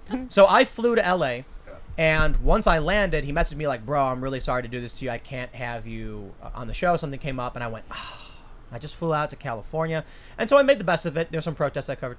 A year later, same thing happened. Somebody tweets at Joe like, "How come you never had Tim Pool on your show?" Now it's 2012, and he was like, "Yo, we tried to make it happen. It didn't happen. Tim, what do you say? Come on the show." And I was like, "Let's do it." This time, I was like, I want to make sure we confirm this, because he gave me the details before. I'm like, "Give me the details, give me the time, give me everything," and he does. And then so I get on a plane. I paid for it myself because I'm young and naive, and I fly to California. And then he says, "Bro, I'm so sorry to do this to you. I can't have you on the Oh show." my God! Something's come up.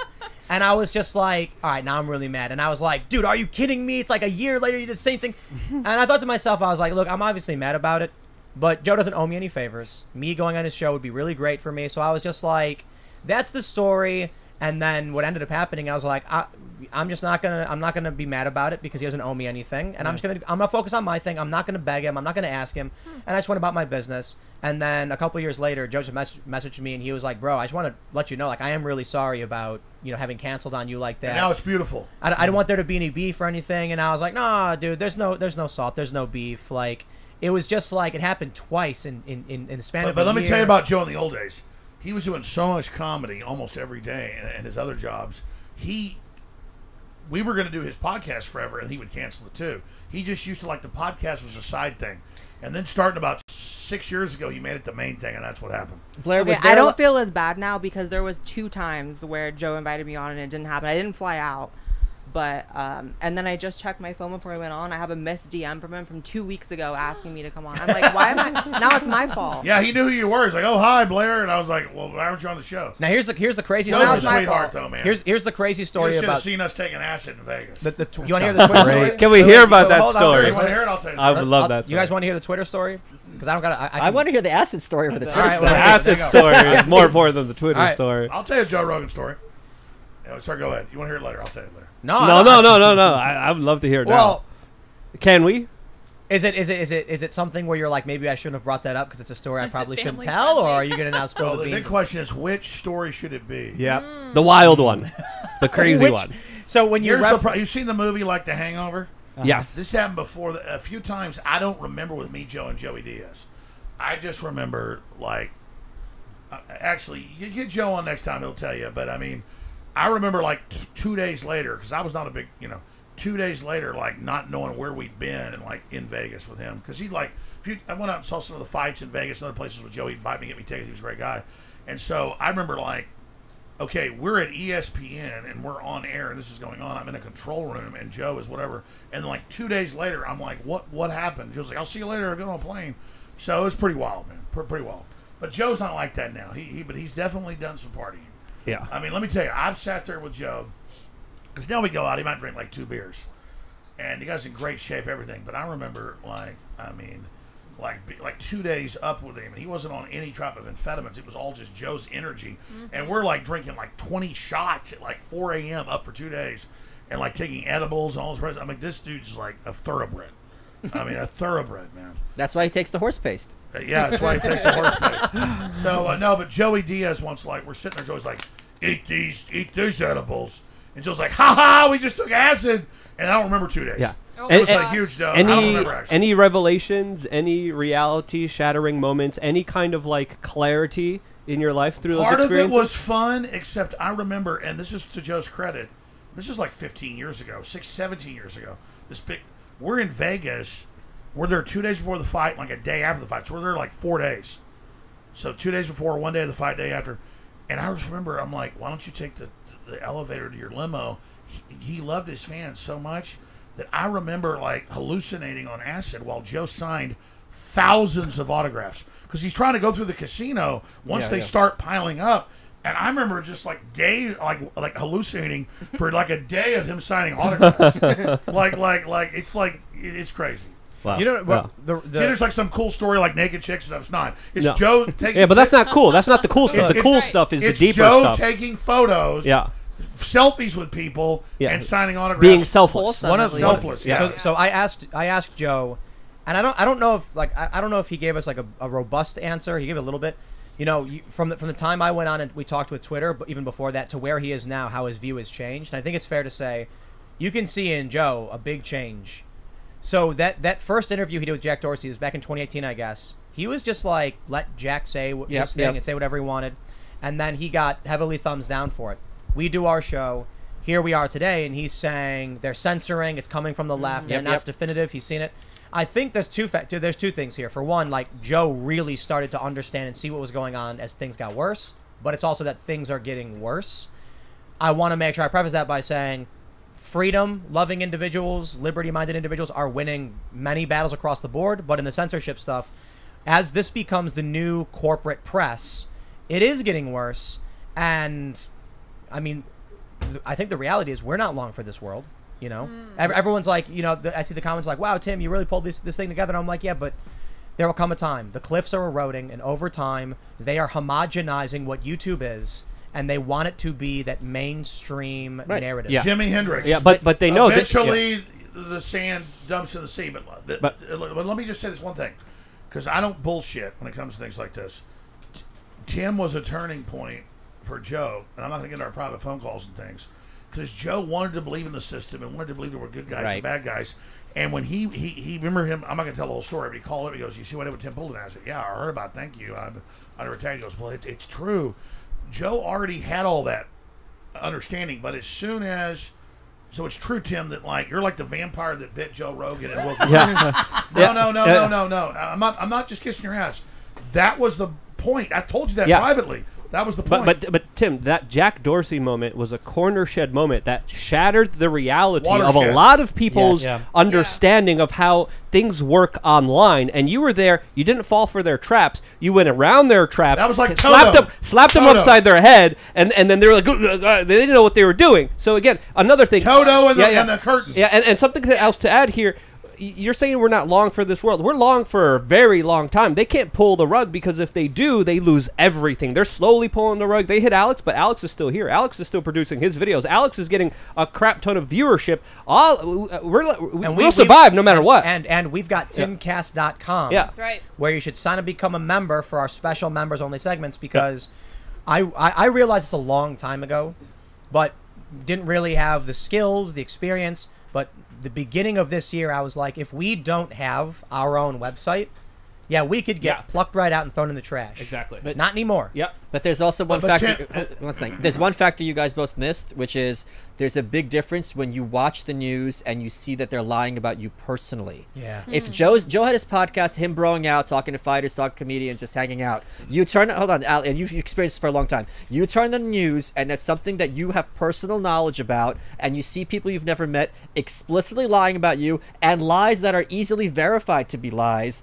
That's when you realize, wait a minute, something is up, and it's happened to you as well, obviously. You know, Tim, I rewatched that the other day, actually, recently, you know, and what I found interesting was how the point you made, how they kept saying, we do this to protect people because if there's a threat to somebody's life through social media, we take action on it, right?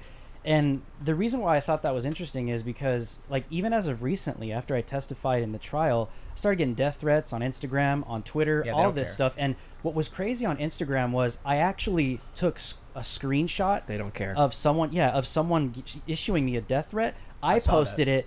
And my account took the hit. But this is the point I made to them. If it was me. What about Kelly Paul? Rand Paul's wife always complains to Twitter because he gets like, I'm glad the neighbor did this. It should happen again. She's like, Jack, do something. And he's like, I don't care. There are Twitter accounts called I'm Rand Paul's neighbor. Wow. So one of the points that I brought up to Jack and Vijay on that show was they said, you know, we're trying to protect people. There's high suicide rates. And I said, what about people with like body dysmorphia where they cut their hands off? You know, these people exist. Are you going to create special rules for these groups? I think the fascinating thing about that moment, and it comes up a lot, I guess, because for me, it was just a moment I was there and I was having a typical argument I would normally have with anybody. But I guess a lot of people didn't realize this stuff.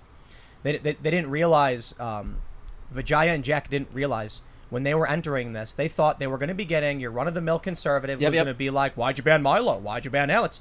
Instead of more like philosophical and like liberty-minded questions and like fairness and they bled out. They bled out on to 10 million viewers. They bled out. It was that, and then the Sanjay Gupta thing, I think, woke a lot of people up. That was big. The thing with Joe. Because it was one of the very few, maybe even the only instance where you have someone who's on CNN every day lying, and you have someone actually confronting them to their face, and then you go back to watch CNN afterwards, and they completely edit out that interaction. They completely frame it as him somehow convincing Joe Rogan to be pro-vaccine. But the crazy thing about the CNN thing was that Sanjay Gupta goes on Joe's show, and Joe is like, why would they lie? And Sanjay said they shouldn't have done that. And then Sanjay goes on Don Lemon, and Don Lemon says, we didn't, it was the truth. And Sanjay goes, you're right, that's all true. Right. That is a duplicitous, deceitful And now individual. Gupta is a joke. He's not a joke. That's the thing. He's interviewing Sesame Street characters. He's definitely a professional. Yes, he is. CNN on average has 80,000 viewers. To be fair, we did like now, a half an hour about Sesame Street last night. No, we talked about it, but he interviewed Sesame Street characters on his show promoting children to get the vaccine. That's literally what CNN's doing when they're not eating human brains. Yeah, they're now targeting children. Can I like pedophiles. Are children watching CNN? No, but no. Sanjay Gupta is doing Sesame Street. I don't know. It means he's legitimized on their show on I got the shot. But hold on. So All right, okay. But Sesame Street, Alex the Grouch. But Sesame Street is on HBO. Are children subscribed to HBO? If the parents are watching HBO on the apps, are the children being handed the HBO Max app? Wait, to watch Sesame Street? you think non-children are watching Sesame Street? Non-children? Of course, it's only children watching. CNN No, I'm is asking if they're getting more than 10 children. Yes. When Sesame Street leaves PBS and goes on HBO, are parents putting it on and handing it to No, it's on the internet. targeting children on YouTube. Tim, I promise you that Sesame Street's still very popular with the kids. Come on. Yeah. It's YouTube children. Yeah, I have a 4-year-old. I think it's fair to say that its reach is substantially. Let me tell a real story. Sure, that's fair. I saw this 2 weeks ago and got mad about it. I don't let my kids watch a lot. You got mad about something? I don't let them watch a lot of TV. But Alex doesn't get my mad. 4-year-old daughter, like Saturdays, like, let me watch TV. So I give her the controller. She knows how to run it.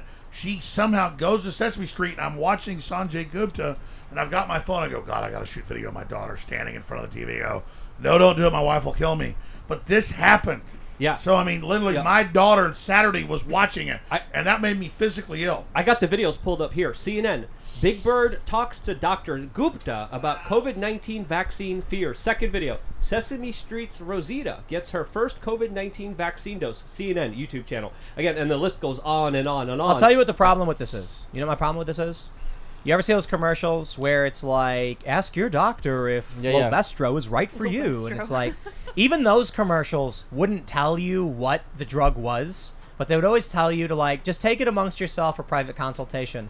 Now they're outright like, children, here's a medication made just for you. Get it. They well, did You'll be a go into the superhero. parking lot. They Have you did seen an the entire superhero? Sesame Street coronavirus town hall for over an hour. There is apparently a precedent. They have done vaccine episodes in the past, but I don't think that accounts for the fact that this vaccine is different than past vaccines. I'm embarrassed. I'm embarrassed. I knew all this, and literally Saturday, my 4-year-old goes, give me the controller, and I'm sitting there on the phone doing stuff, literally like cooking a steak on the grill in my living room. And the living room? Well, there's a kitchen in the living room. And like my daughter's watching Sanjay Gupta, and I was like, okay, I turn it off, she throws a fit. But it's literally everywhere, man. Did you tell her why? Watched it? Have any of you actually watched it? Are they actually like jabbing kids in the? They're jabbing the. Yeah, they go. Elmo. So what do you think? What do you think, Michael? Do you think this is more about like visuals? Babylon B did a joke on that. What do you mean? Like, do you think this is more about like visuals for kids just to see it so they grow up thinking it's normal, or do you think they're actually trying to like educate little kids? They're not trying to educate anyone. They're trying to get the. So basically, what happens is you go to school and the teachers teach you to be docile and submissive, and then this is basically the homework in a sense that this carries on the lessons you're being taught in the school by the entire cathedral. Why did the dog bite you? because I misgendered it. That's true. Why did the chicken cross the street? To get to the other side? Probably because, so I have chickens, and actually, I would tell you that. There was a black helicopter chasing it down the street. Well, we had a hawk attack on our chickens. A black hawk. Ran. It was. Well, I mean, the hawk was black. I don't know. That's a helicopter, the black hawk. Flew over, and the chickens all ran. Temple, you are amazing. Why did the chicken cross the road? Oh, probably because they weren't looking to scratch some dirt and get some. Alex, at what point would you start red pilling your kids, or do you? Well, that's the problem. I've left my children alone, and I've got 4 children. So one's like 19, one's 17, one's 13, one's 4. But I always think of my child as the youngest one, and I'm like, that's why I feel guilty. It's like she knows how to run. Like I don't know how to turn the TV on. So I don't watch a lot of it. It's like all these. She says, "I want to put music on. I want my blah blah." She's like, and all of a sudden Sanjay Gupta, and I'm like grilling a steak. And I'm like, huh? And I'm like greedily eating it. I'm like, huh? And then like Gupta's, so I go turn it off. I'm telling you, my daughter is like a demon conjuring Sanjay Gupta. So this happened like 5 days ago. So I don't know what to do. I don't got kids. Don't look at me. Are you just like? Do you just like talk to her like an adult and like this is what the world is doing? You know, I don't want to say I respect my children. I do, but it's weird. It's like I can't like tell a 4-year-old how things work. They see it, so I'm just like, we're turning Sanjay off now, and then she's throwing a fit and she doesn't know why. You know what? But like, why is a dude telling my daughter? Alex, do you know what you do next time? I gotta turn this off. This is scary. That's what you tell her. Yeah, it's very scary. Well, children are a lot more conscious, a lot more aware. yeah. They actually have a lot more DMT going through their brain up until a certain age. So they're in touch of the physical realm and the spiritual world a lot more than even the human beings. That's why they have such vivid imaginations because of the extra DMT that they have. That's right. They're forming their mind. Michael's shaking his head. I just don't know anything about DMT. And that's why the pedophiles want to rape them. Okay. Well, anyway. Moving on. Thomas Jefferson was in the Illuminati. He was the head of the Illuminati. What Alex talked about, which again, we're trying to be a family-friendly show, but I think that's out the window somehow, has happened throughout recorded human history. Oh, dude, we are not going down that rabbit hole. That is look. Yeah. I'll tell you what frustrates me is racism. To be honest, but we have people talking about your kids and the things that the atrocities committed against children, but the manipulation. We have people who keep saying that they won't stand up, they won't defend themselves because they have kids to feed, and I think it's just a remarkable precedent to see that a whole year of complying has resulted in food shortages and inflation, labor shortages, port closures.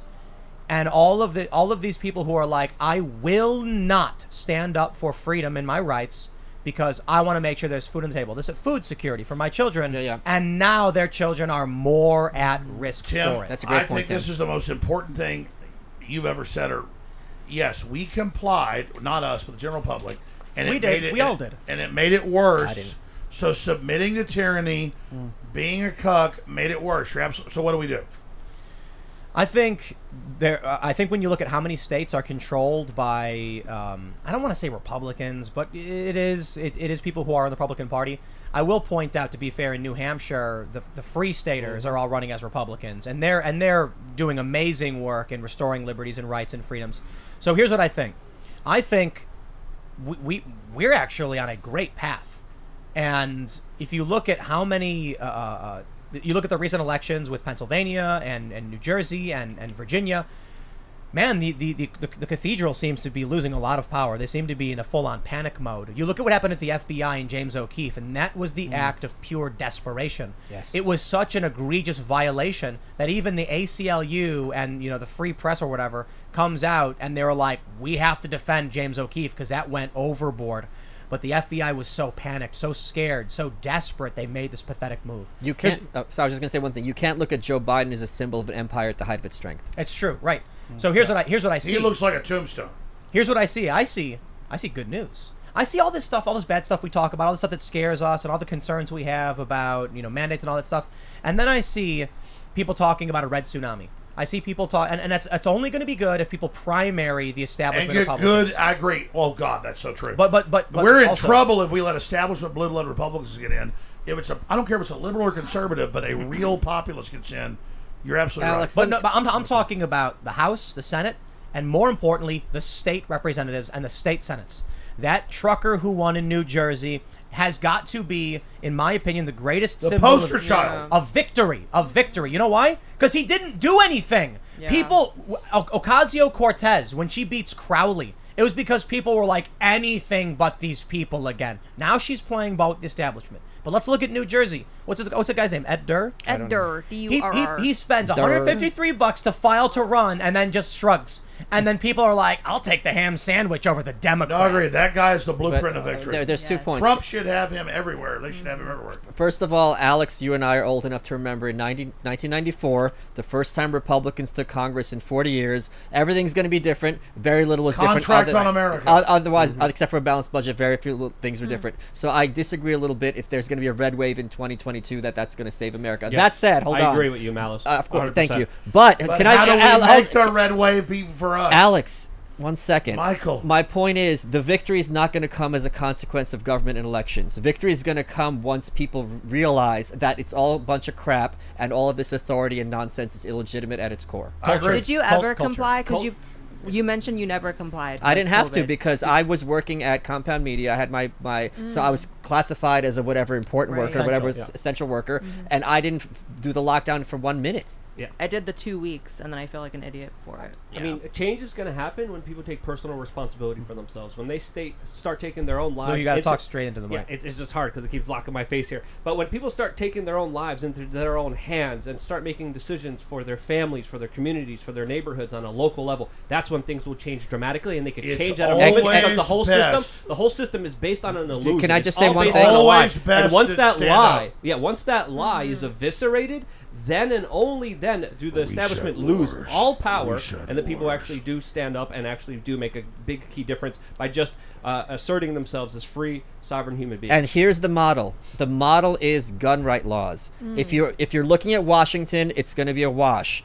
If you go to the Wikipedia and look at the gun right laws in America page, there is a GIF that goes year by year in terms showed of it just like last week. Oh, perfect. Yeah, we were looking at it. Where it goes from no one has gun licenses to may issue to shall issue to not So even having a license, encouraging. and then state by state it overwhelmingly Okay, changed. so- Look, Alex, let me finish. You've been talking continually. This is You said interesting. 10 minutes, Alex. This is the gift. A lot of those So- middle states. Exactly. And the other thing is, this is the model that's going to happen. What's going to save America is when this happens with regards to education. As the money goes to funding students instead of funding systems, and you get kids out of government schools, which are literal prisons for children, and the only place many people experience violence in their lifetimes, the cathedral is ruined. Because all you need is 10% of the population to realize that this is all a lie. Just look at this map and watch as all of the shall issues turn green, which is constitutional carry, unrestricted right to bear arms. Can you explain what the colors are? It might be hard to read. So this Tim. is so it's going to start over in a second. In 1986, no issue, meaning these states, all the states that are in red, which is a large amount, will not give you concealed carry. Watch how they flip In the green. yellow ones, they might. The blue ones, as they're now expanding, are ordered. They must give you a concealed carry if you apply. You can see here, this is, I think, this is Vermont, right? That's a unrestricted. Alaska, unrestricted. Now, starting around the mid-2000s, the late 2000s, we start seeing the rise. Okay, 2010, constitutional carry starts. States are now enacting laws that say you don't need a permit, you don't need to apply. The Constitution says you have a right to keep and bear arms. Texas just got this. This is crazy. Texas, actually, you take a license, you get an exam and a handgun license. Now in Texas, it's constitutional carry.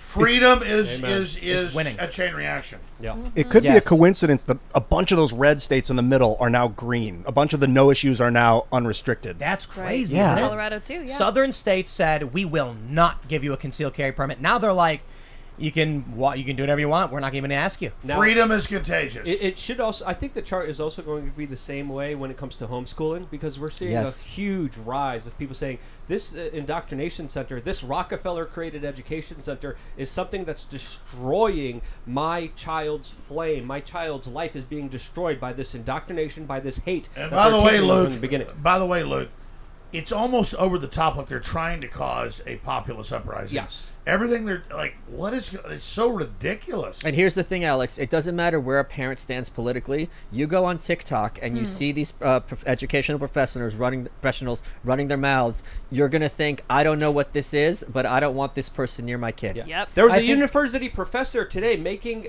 arguments. Pedophilia.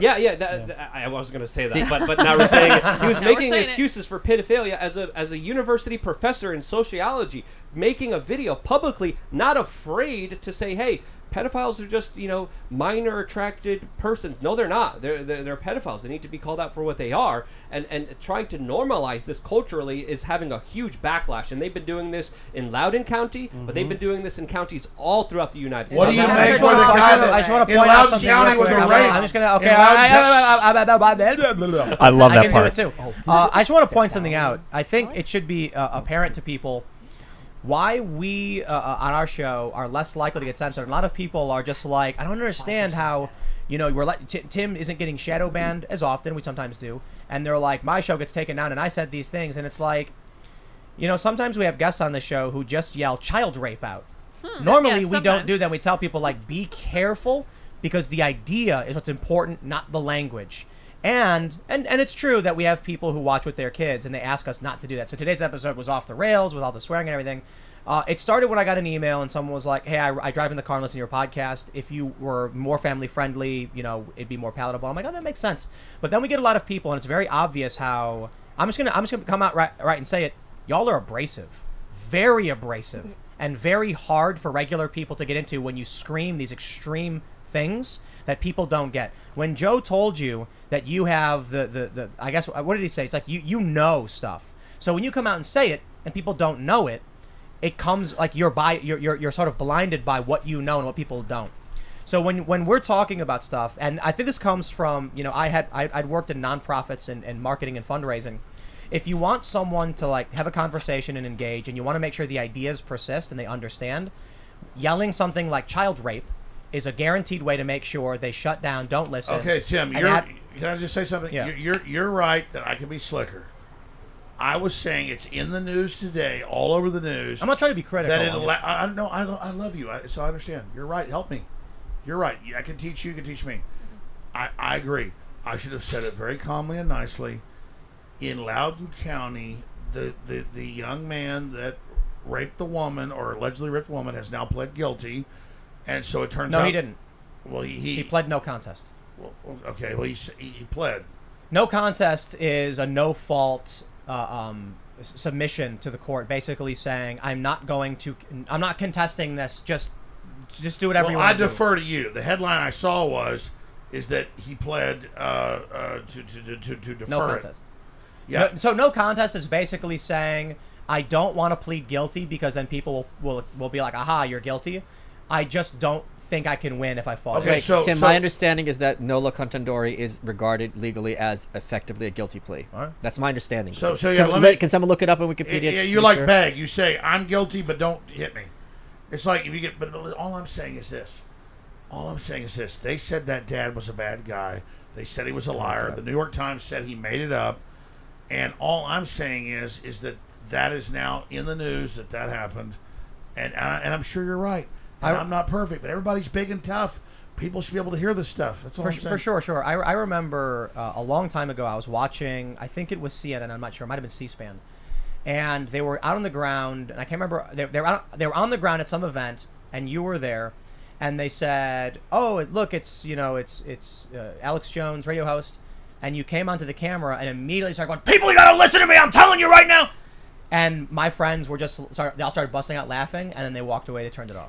Tim, you were right. Let me read it. Yeah. For no contest, it's an important legal issue. Yeah. So when you plead no contest, like Spiro Agnew did, I believe, the former vice president, it's a plea in which the defendant in a criminal prosecution accepts conviction as though a guilty plea has been entered, but does not admit guilt. Yeah. And that can work in civil court, apparently. Right. And some states don't allow that. The point is, the media said the dad made it up and arrested him. And the dad was pissed. The dude, who was supposedly a woman, went to the next place. I don't care if he's a man or a woman. I don't care what he did. He had reportedly assaulted a woman. That's why I'm upset. I don't care if it's, two teen girls. This this kid, and one of the big things about it was they initially said that it was a trans teen, but it wasn't. Which is the weirdest thing. The teen who pled no contest is not trans, as far as I know. Yeah, and I don't hate anybody, gay, straight, whatever. That's the point too. It's just taking advantage of the laws. It's not exactly covering perverts take advantage. No, but nobody. It was a weird thing because I read the story and I don't think the perpetrator even claimed to be trans. Someone just decided to say it to cover up. Was he wearing a wig? Did he dress? He was wearing up a dress, to get in? wearing a skirt, wearing a skirt, and went into the girls' bathroom to assault a girl. Oh, well. So that just sounds like a predator going into a bathroom to assault somebody. You know what I mean? But for for everybody, what's the question? Why did they decide to not just burn the person that did it instead of try to cover it up? Because it came out in emails. The school's like, let's cover this up. Because once it was a narrative that it was a trans person, then they have the incentive to protect their ideology, and they're not going to admit. Well, the district also had a policy that they were going to present and punch in, I think, for the unisex bathrooms, and the teachers were going to be required to address the students based off their own preferred pronouns. So they literally shoved this girl under the rug that was violated for the sake of a policy because they didn't want it to come out that this might be a bad idea. It's a cult. Yeah. It's sad. Tim, honestly, I think this is what we're talking about, why things are changing. I mean, I don't think anybody's politics is really going to control how people view their children. And what I mean by that is your children are everything to you. And if we can't get behind protecting children and we put politics and policy over children, I think we're going to have some serious problems. This is why things are changing. In Loudoun County, they insulted, and they're also insulting people. They literally said the reason why Democrats lost in this state was because it was a white lash. This was the narrative. They're insulting all these people. If it was a white lash, please tell me how the first black Republican lieutenant governor got elected. And then she's a white nothing to do with race. We get it. It has nothing to do with race, but it's nothing to do with law. It's nothing to do with law. It's nothing to do with it's nothing to do with law. It's nothing to do with policy. None of that matters. What matters is culture. Now, they will use school boards, they will use positions of power to enforce things they want, but if the culture does not agree, it does not happen. The problem is, it's as Michael described it, most people prefer safety over freedom. Yep. So what happens is... They don't get safety in slavery. They don't. So here's what happens. Culturally, we almost exclusively agree as Americans. Critical race theory, when you actually discuss the tenets of it, what it actually is, You go to someone and say, should we segregate people in schools? Almost every single person, 99%, will say no. Then you ask them, would you be willing to go to a meeting and demand they stop doing it? And they'll say, absolutely not, because I'm scared.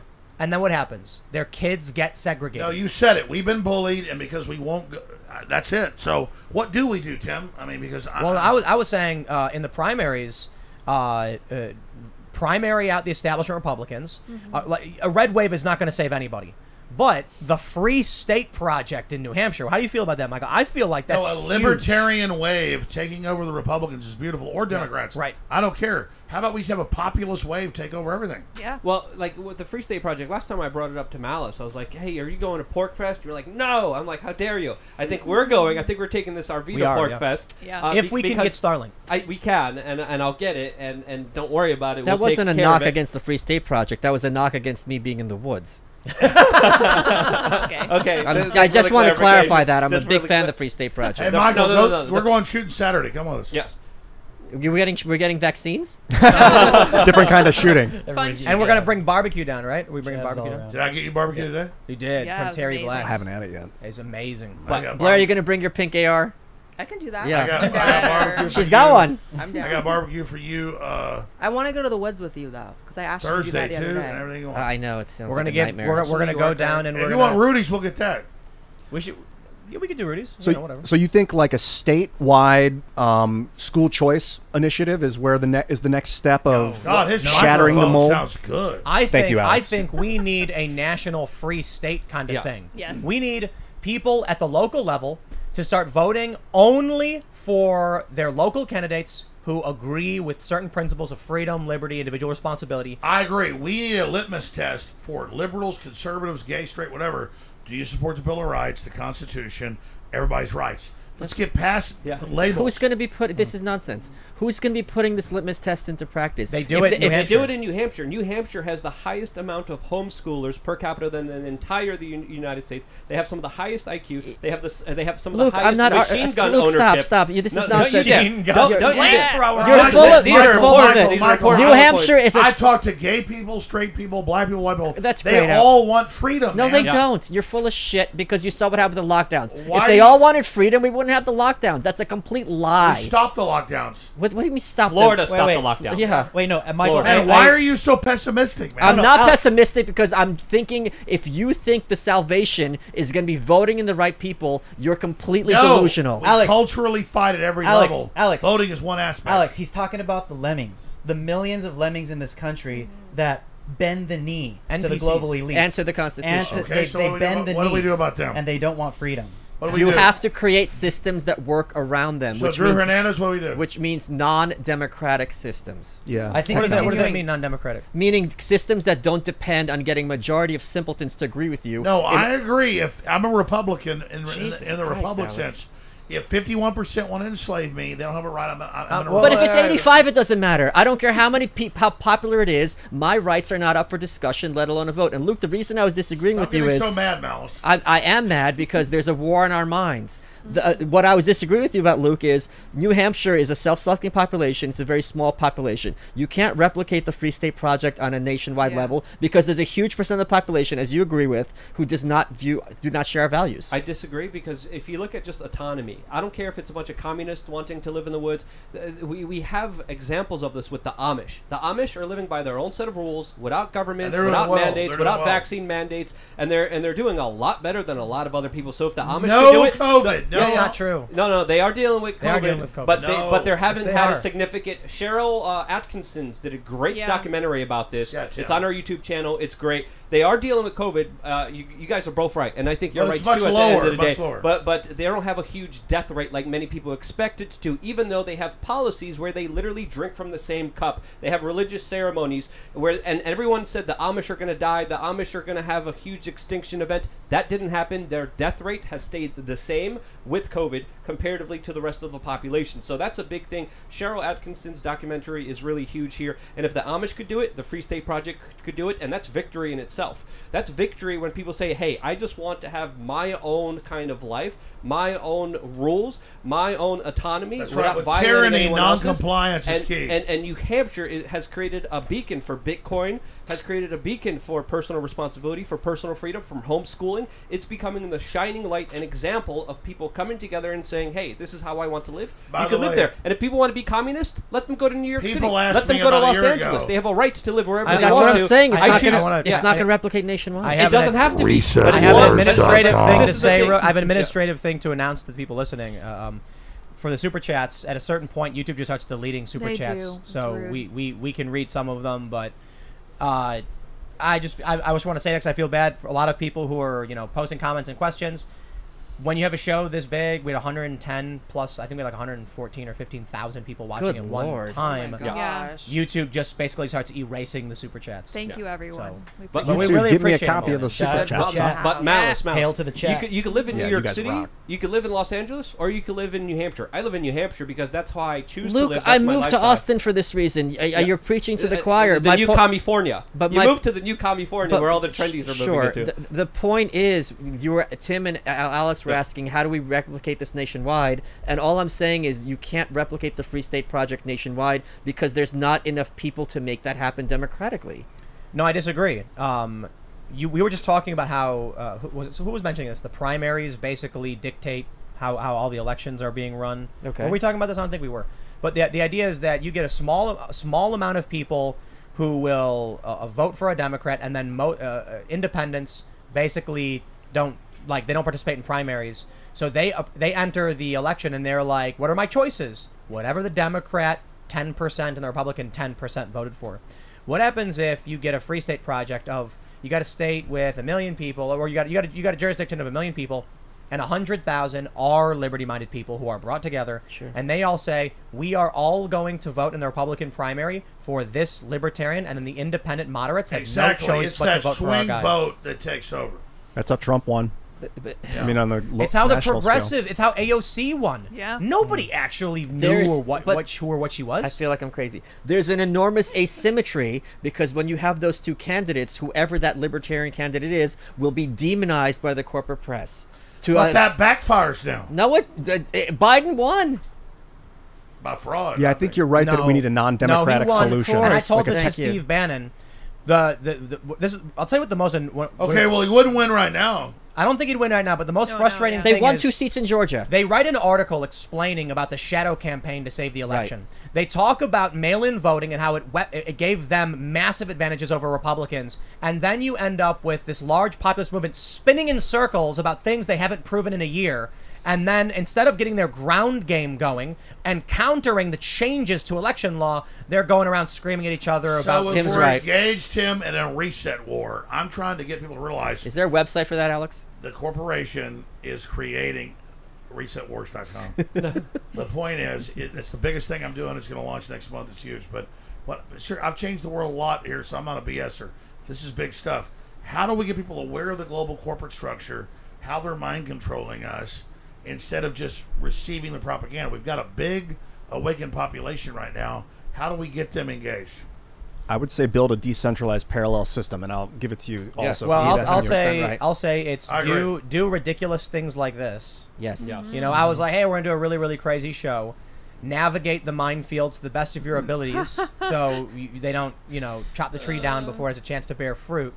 And I will say, Free State-like ideas. It's not perfect, but I think New Hampshire is doing something very, very powerful and positive. And I got to tell you, if we're gonna have any victories like what New Hampshire is doing, is very interesting, and it can be done in other states. A small minority of politically active individuals can look at the Mises Caucus. I know the Libertarian Party is not when very Dave big. Smith gets 15% of the Democrat of the polling numbers in 2024, and I'm the press secretary for that campaign. Right. Getting 15% in the polls is not impossible, and then things are really going to get fun. And then what happens is you may be in the minority, but most people will just vote for one or the other. And if you're the alternative to the corrupt machine, where people are ready to vote for a ham sandwich, you're there. So I just want to say this. Here's what I want to say. Yeah. So right now, one of the things that bothers me the most, we had Steve Bannon on this show, and I think he's a very smart guy. And we did a members-only segment where we talked about fraud, and he's adamant in his belief. And I said, take a look at universal mail-in voting. Take a look. This is why I believe there is no fraud, and I believe it's a red herring that has manipulated the populists into totally losing their standing and grounding and their ability to win these battles. Because you have, in a Democrat city, look at New York, you get one housing complex with 500 units. They all get 5 universal mail-in ballots for the 5 people who live there. Mom, dad, and their 2.5 kids. The Democrat sends one activist to go door to door and hits 500 families times 5 votes each, and they can do that in a couple days, just knocking on doors as they make their way up, and they say this: did you vote yet? Your ballot is right there. Fill it out. I'll wait. Republicans have to go to rural areas where they drive through suburbs, and they can hit 5 houses on one block, and they can get 10 houses in a day. And Republicans should focus on cities. Republicans should focus on the rule changes that heavily advantage urban dense centers. The Republicans should focus on the rule changes that disadvantaged Republicans. Instead, what are we getting? Trump's movement, the populists, are right now, they're talking about Venezuela and China and gun battles in Germany, and I'm like, they got him. They got him. They shut him down with the conspiracy fraud stuff. And now, because Donald Trump won in 2016 with 77,000 votes across 3 states, sure, he did really well in the Electoral College, but it was 77,000 votes across 3 states. And so they said, if we can throw the populist movement off base with something that won't have an impact on us, we won't lose again. And they did it. A year before the 2020 election, the Republicans in Pennsylvania changed the law to introduce universal mail-in voting. We talked with Sean Parnell about this. He sued about this. They said, at first, we're going to create universal mail-in voting. Our Constitution forbids it. And they stopped because they needed a constitutional amendment to enact it. They stopped and said, okay, what do? Let's change the word to mail-in instead of absentee and pass it anyway. And when Sean Parnell and others sued over this because it was an unconstitutional change, a lower court judge said, on the merits, you will likely win. It went to a higher court who said, for not on the merits, just for standing or for it's too late. I forgot what the Latin word for too late is. They said, we're not even going to take the case. So we see an article that in Time magazine, the shadow campaign to save the election, and they explain exactly what they did.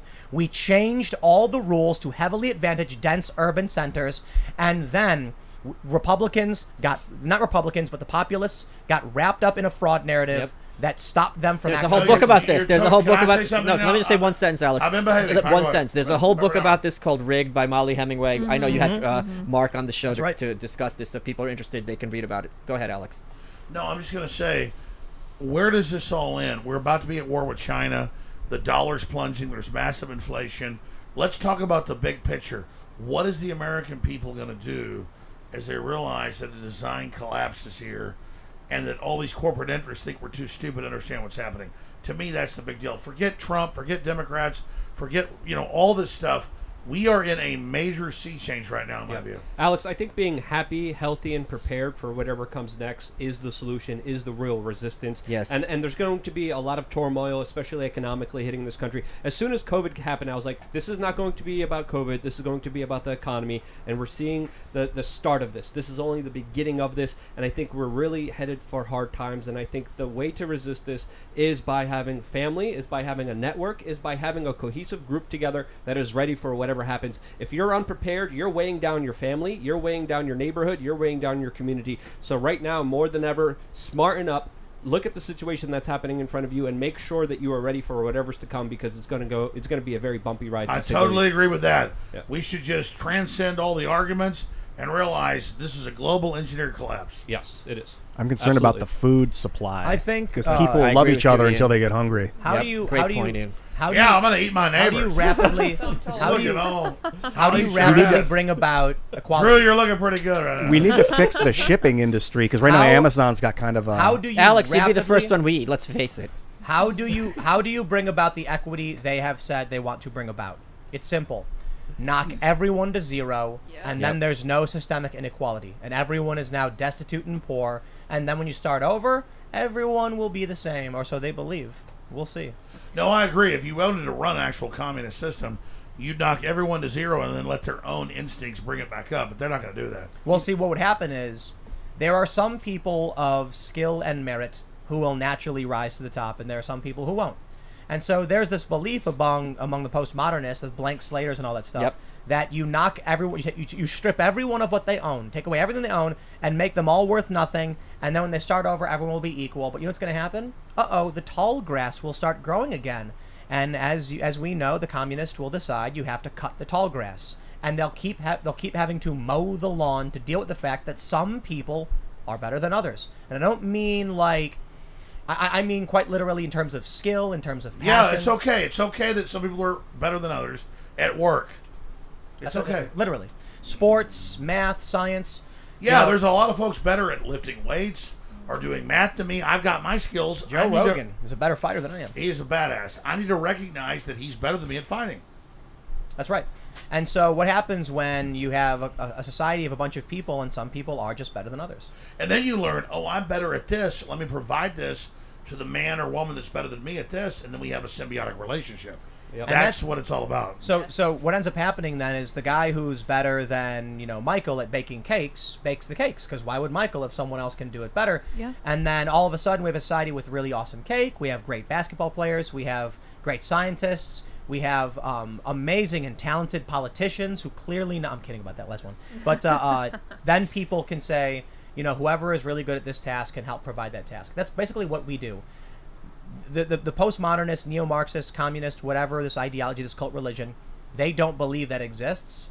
So what will happen? Well, they'll have to purge anyone who proves it doesn't exist. Yeah, they want to attack anybody that doesn't fit into that model. Mm-hmm. But then that's the lie. They say they're in charge in the model. They say, nobody's in charge but them. Right. And if they're not, say there's like a horrible reset where like an asteroid hit the Earth and wiped out the population, and they grew back like 13,000 years ago. You see warlords. You see the people that are the best at and got there first taking power, not necessarily good. It's never been a perfect system. It's an imperfect system. Tyranny is not a conspiracy theory, and I think people need to understand that you're either going to learn through wisdom or you're going to learn through experience. And I mean, we could sit here and warn the world with absolute truth day in, day out, every single night, giving them the best coherent arguments as to why they shouldn't follow these dangerous ideologies, but it's not until they actually feel it, experience it, will they actually wake up. And I'm not talking about the people that are watching that are awake to this stuff. I'm talking about the people that actually believe what's being told to them on CNN and all these propaganda. Drew, that's beautiful. Tyranny is not a conspiracy theory. It's not a conspiracy theory. It's happened in human history, and I want to communicate to the viewers right now, we are not telling you what to think. We are telling you, think for yourself. Because if you're not thinking for yourself, then someone else is thinking for you, whether it's left or right, and that's when you get into a dangerous place. That's happening in mainstream media, that's happening in the music industry, that's happening in education, it's happening on all fronts. And right now, this podcast is for the purpose to communicate to the public, think for yourself, because that is the message that I think every single one of us has. That's right. Don't give your will over to anybody. Yes. And two things.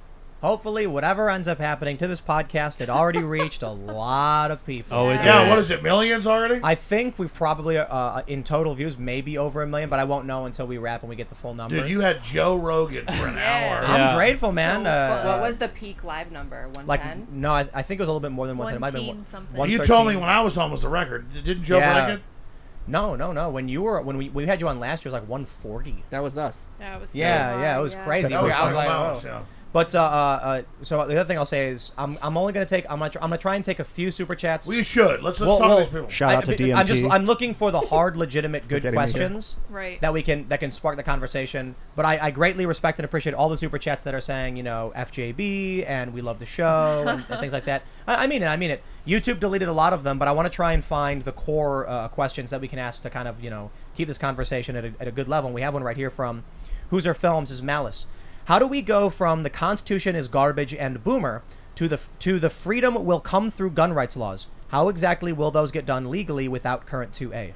The 2A has been a very, very poor bulwark against government encroachment against gun rights, as the fact is that as a New Yorker, it's almost impossible to get a handgun. So the Second Amendment is supposed to codify your right to bear arms, but the courts can define it however they like, and they completely dismiss it. So the best answer for gun rights is gun proliferation, because once there's enough guns distributed through the population, it's literally impossible to have that bell be unrung.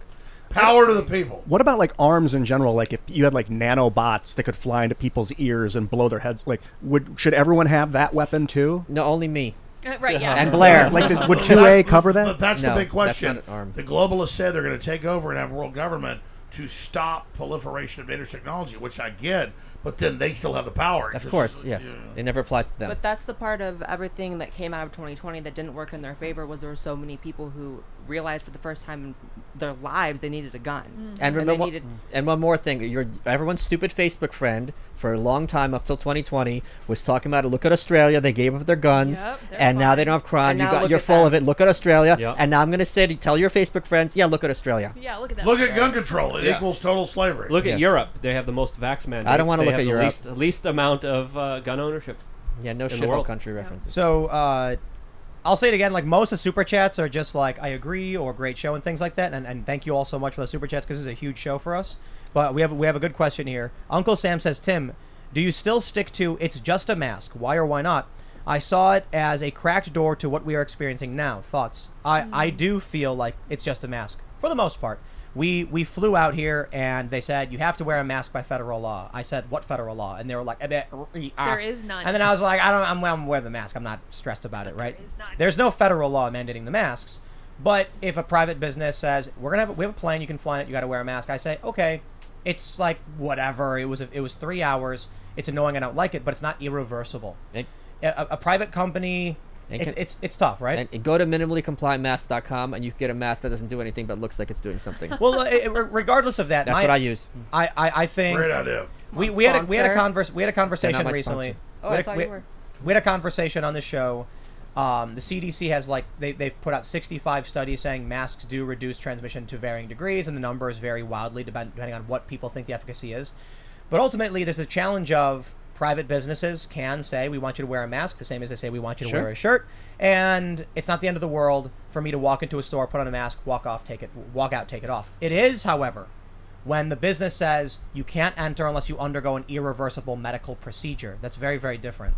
Medical IDs and the vaccine passport is the key to the carbon tax and the social credit score. The vaccine pass, in the Davos Group's own words, is the platform and the key to their entire takeover. Yeah, digital ID. Everywhere you go, they walk your papers, no matter what. Exactly. They could track and trace you. And then they social credit score. Here's a very, very important question. Matt says, Tim, who's the smoking hot babe with the sultry voice sitting next to Blaire? Michael Malice. Sitting next to Blaire. I love it. This is my wife right here. Oh my God. Already? Listen. Are you going to take his name, Blaire? What? Blaire Jones. Blaire Jones. Blaire Go Jones. ahead and elbow me right here. Sorry. There are a lot of really funny joke questions that I would love to read, but I really am trying to find... Read them all. No, I want to find There's the good questions about like what's going on and what we can answer, what we can talk about that's actually, you know... Spark a conversation.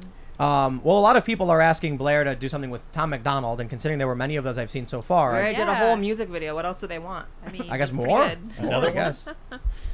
Oh, man, trying to find good questions. I'd love to, but...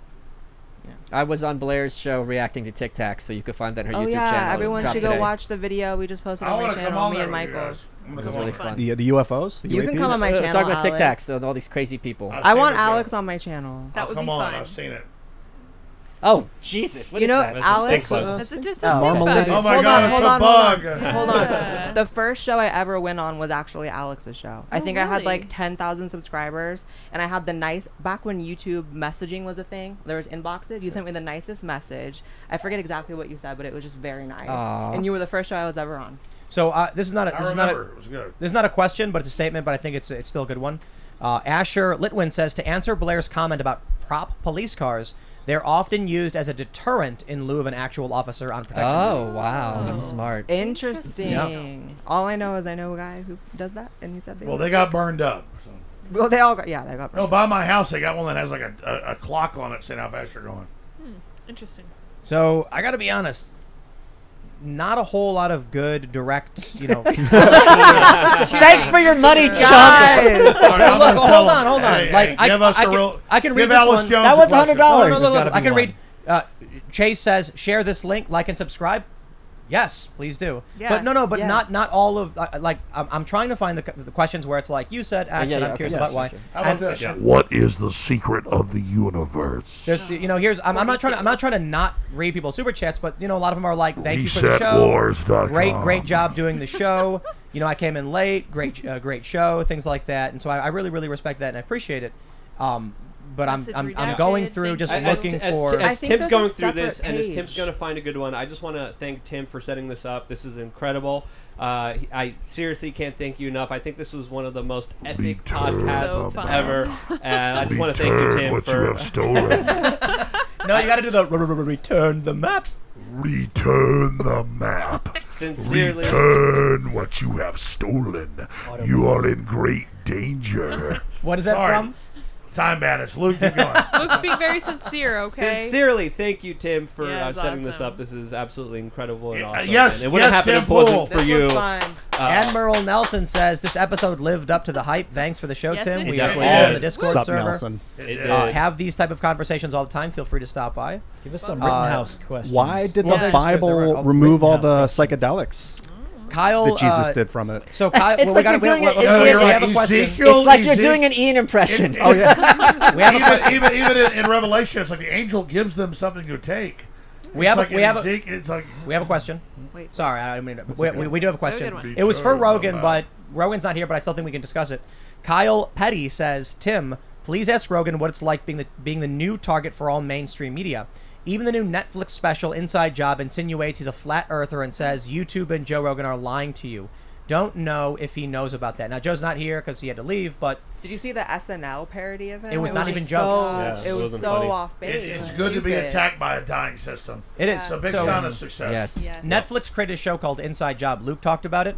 I'll say this: I was hooked on that show. Like I had to watch it, and it was not funny. It was not funny. It was supposed to be funny. It was a comedy show? It was a comedy, Okay. and you'd see the beats for the jokes that didn't work. But there was one joke I chuckled at where a psychic mushroom from the Hollow Earth was talking about how he can't hang out with Joe Rogan anymore, and like just it was. That's too far. We've gone. No, too far. it was funny. He was. I can't remember Speak for exactly all what the the joke mushrooms now. was, but he was One just big like, mushroom. By the way, do Joe's we let calling everybody me or know something. you're on Joe's shows tomorrow? Yeah, and this is the hard thing because that's why Joe was like, "Hey, I'll see you tomorrow." Like, I'm gonna go on Joe's show, and I'm like sweating bullets because I'm like, if the verdict comes in and I'm on his show and we're doing like this not. So we're here in the mobile studio. I've got news. I got the verdict, the trial playing in real time. I'm sitting here doing my work because I'm like wired into the matrix. You got to dance with who brung you. You're going to do his show. Oh no, of course. I'm just saying I'll be on his expression. show, constantly wondering like, what if it like I'm Trying to check gonna your phone. walk out of the I will- cave and look at the sun and see my phone. What, and you're taping tomorrow at like noon? Yeah. I swear to God, I'll text you if the verdict comes in. All right. Well, Why is that? I like the idea that only Alex will have this information. Like somehow you won't be able to learn otherwise. No. I'm his friend. Yeah. And I'm going to be watching live coving it, and then I will text him if it happens. There you go. Okay. That way he can focus on Joe. I'm on air focusing. I will let him know. See how that Let's works? let's It's called let's- teamwork, Malice. let's take this Right. question. Something you anarchists don't get. We anarchists I'm a understand. communist. Mao Zedong, baby. Anarchists understand being Lenin, Stalin, being independent Pol Pot. and finding information on their own. Let's we'll take this question. This is a good one because it's gosh. based on what we're saying. Mad Anthony? Mad Anthony says, Tim, what do you feel about the judge in the Rittenhouse case overturning the jury if they find him guilty? And yeah, we'll leave it there. Yes, I agree with that. I think that there should already be a mistrial with prejudice. Oh, yeah. Because the state committed a grave constitutional violation. The judge even called out, but the judge is worried. Questioning about- his Fifth Amendment is wrong. Yes. Yes. On the stand in front of the jury. Yep. And that wasn't the only thing. He admitted evidence to the jury that wasn't supposed to be admitted. And he asked witnesses to lie. That's done. And he admitted CGI evidence. At this point, I feel like the left is like, the judge is biased and he needs to be disbarred or whatever it is, removed from the... And I'm like, yeah, he's biased for them. And they don't even realize it because they're so insanely biased. The judge has done a fairly good job across the board, dismissing the gun charges. I wish the right all move. judges were like that guy. Can I say I had Robert Barnes again? He's on my show. You're welcome Yeah. this week, and we had an hour of him breaking down the case, and he really went into detail because I hadn't been following the case, and he really educated me. It was fascinating. One of the most ResetWars.com. It was ResetWars.com. ResetWars.com. What's the name of the kid who sued CNN and all? Nicholas Sandman. I hope that No, he he's not. becomes the next. I asked Me Robert too. about that, and it's very, very hard to prove damages because if your damages are a trial, it's not the same as like I lost a job or I got defamed. So that's actually not a likely. Unless they you're would- Alex hold on. Jones, then you get Even if a you walk- default judgment. They would have to prove malice. Like malicious the kid has prosecution. the president calling him a white supremacist. In it's order, so messed up. In order They have to prove malice. The state is allowed to prosecute you in good faith, and they owe you nothing if you are found not guilty. But if it's malicious prosecution, which this may be, then you can sue. That's almost never found, though. It's right, like almost impossible. Right. Well, this is definitely malicious prosecution because you have all the videos and they knew, and they tried to misrepresent. All right, let's we'll do a couple more. Satchel Gizmo says, Luke can get this one. In an anarcho-capitalist society, how do you prevent corporations from monopolizing military power and creating a pseudo-government? Good question. That's Look, a very Malice, I want to give it to you. I think you're. They have no answer. Markets do not tend toward monopoly. Number one. Number two is there's no. Look at NATO. There's no reason. But militaries do. What? You can argue and say markets don't, but militaries take over markets. Like the cartels, not monopolies. Sure. The point being, the cartels are governments. Exactly. Right. That's another. Okay. Well, how do the Mexican drug? You're arguing semantics. The point being that what are presented as the strongest arguments against anarchism are inevitably descriptions of the status quo, right? So if your concern is that what we have now, then it's a wash. My point being, when you have decentralization and you have competition, especially in the military context, you would have these roaming coalitions where sometimes you'd have the NATO thing, sometimes you have like the Iraq War, and so on and so forth. There's no reason for it to be systematized into one monopoly because monopolies are inherently inefficient and a function of government. And overall, there will be less harm when things are more decentralized rather than I centralized agree with with thermonuclear missiles that are literally above our heads and satellites waiting to come down any But moment I when a don't politician think, Luke, loses his that brain if as there's he's a- carrying a nuclear football everywhere he goes. That to me is dangerous. Did you say nuclear? Nuclear football. Okay. Oh, Michael, Listen, you need to hang out with Luke a little bit. Yeah, I agree with you. But the thing is, it's not. How do you decentralize things without giving the decentralizers power? Yeah, right. Like random. What language are you speaking? Well, like random dude and his 9 buddies will have a nuclear warhead at that point, and that'll be when like you 700,000 decentralize power, random. it convalesces. That's how power works. No, that's the progressive idea of economics. Power only becomes centralized as a function of government. Look at the music industry, look at literature, look at podcasts and the news. Markets tend towards competition and choice as opposed to one. Here's what we're gonna do. I thought you made a good point about militaries tending towards monopolies because that's what stops me from anarchy all the way. I'm like a minarchist, I guess. I've got some bad news. The bad news is actually good news. You mentioned I'm going on Joe's show tomorrow, and that means in order to get my work done, I got to wake up at 5 a.m. Yeah. So I want to unleash the members only show and be able to just go off the rails. So my friends, all of you who are listening, go to timcast.com, become a member.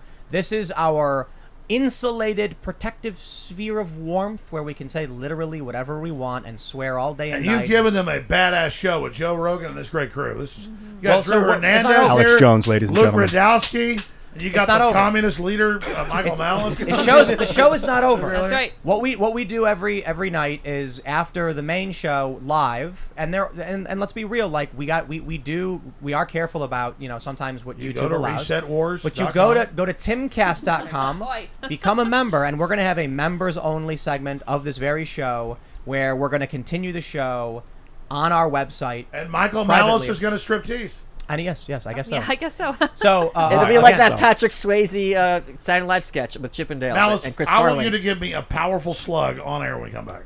Okay. We're gonna have I'm not a strong person. Awesome. What you are. We're going shooting Saturday. Okay, you're going Saturday. Me and Tim Pool. I just heard about. I think Joe may come. We're going shooting Saturday. I'll have barbecue out at my ranch. Am I going to be hunted for sport? Awesome. No. Just for fun? Safe. It is a safe environment. It is, yeah. Have you ever shot before? There's security. There's security on set. This. Okay. No, I've shot smell blood, Malice. What? We smell blood. Yes, on my nose. nose. Because I got misgendered that dog. All right, everybody. Go to timcast.com, become a member, and help support us. Smash the like button, subscribe to this channel, share the show if you really like it. You guys did. Thank you so much for an amazing show. Thanks so much for tuning in. You can follow How the do they show. do it again? Tell them how to subscribe. Timcast.com.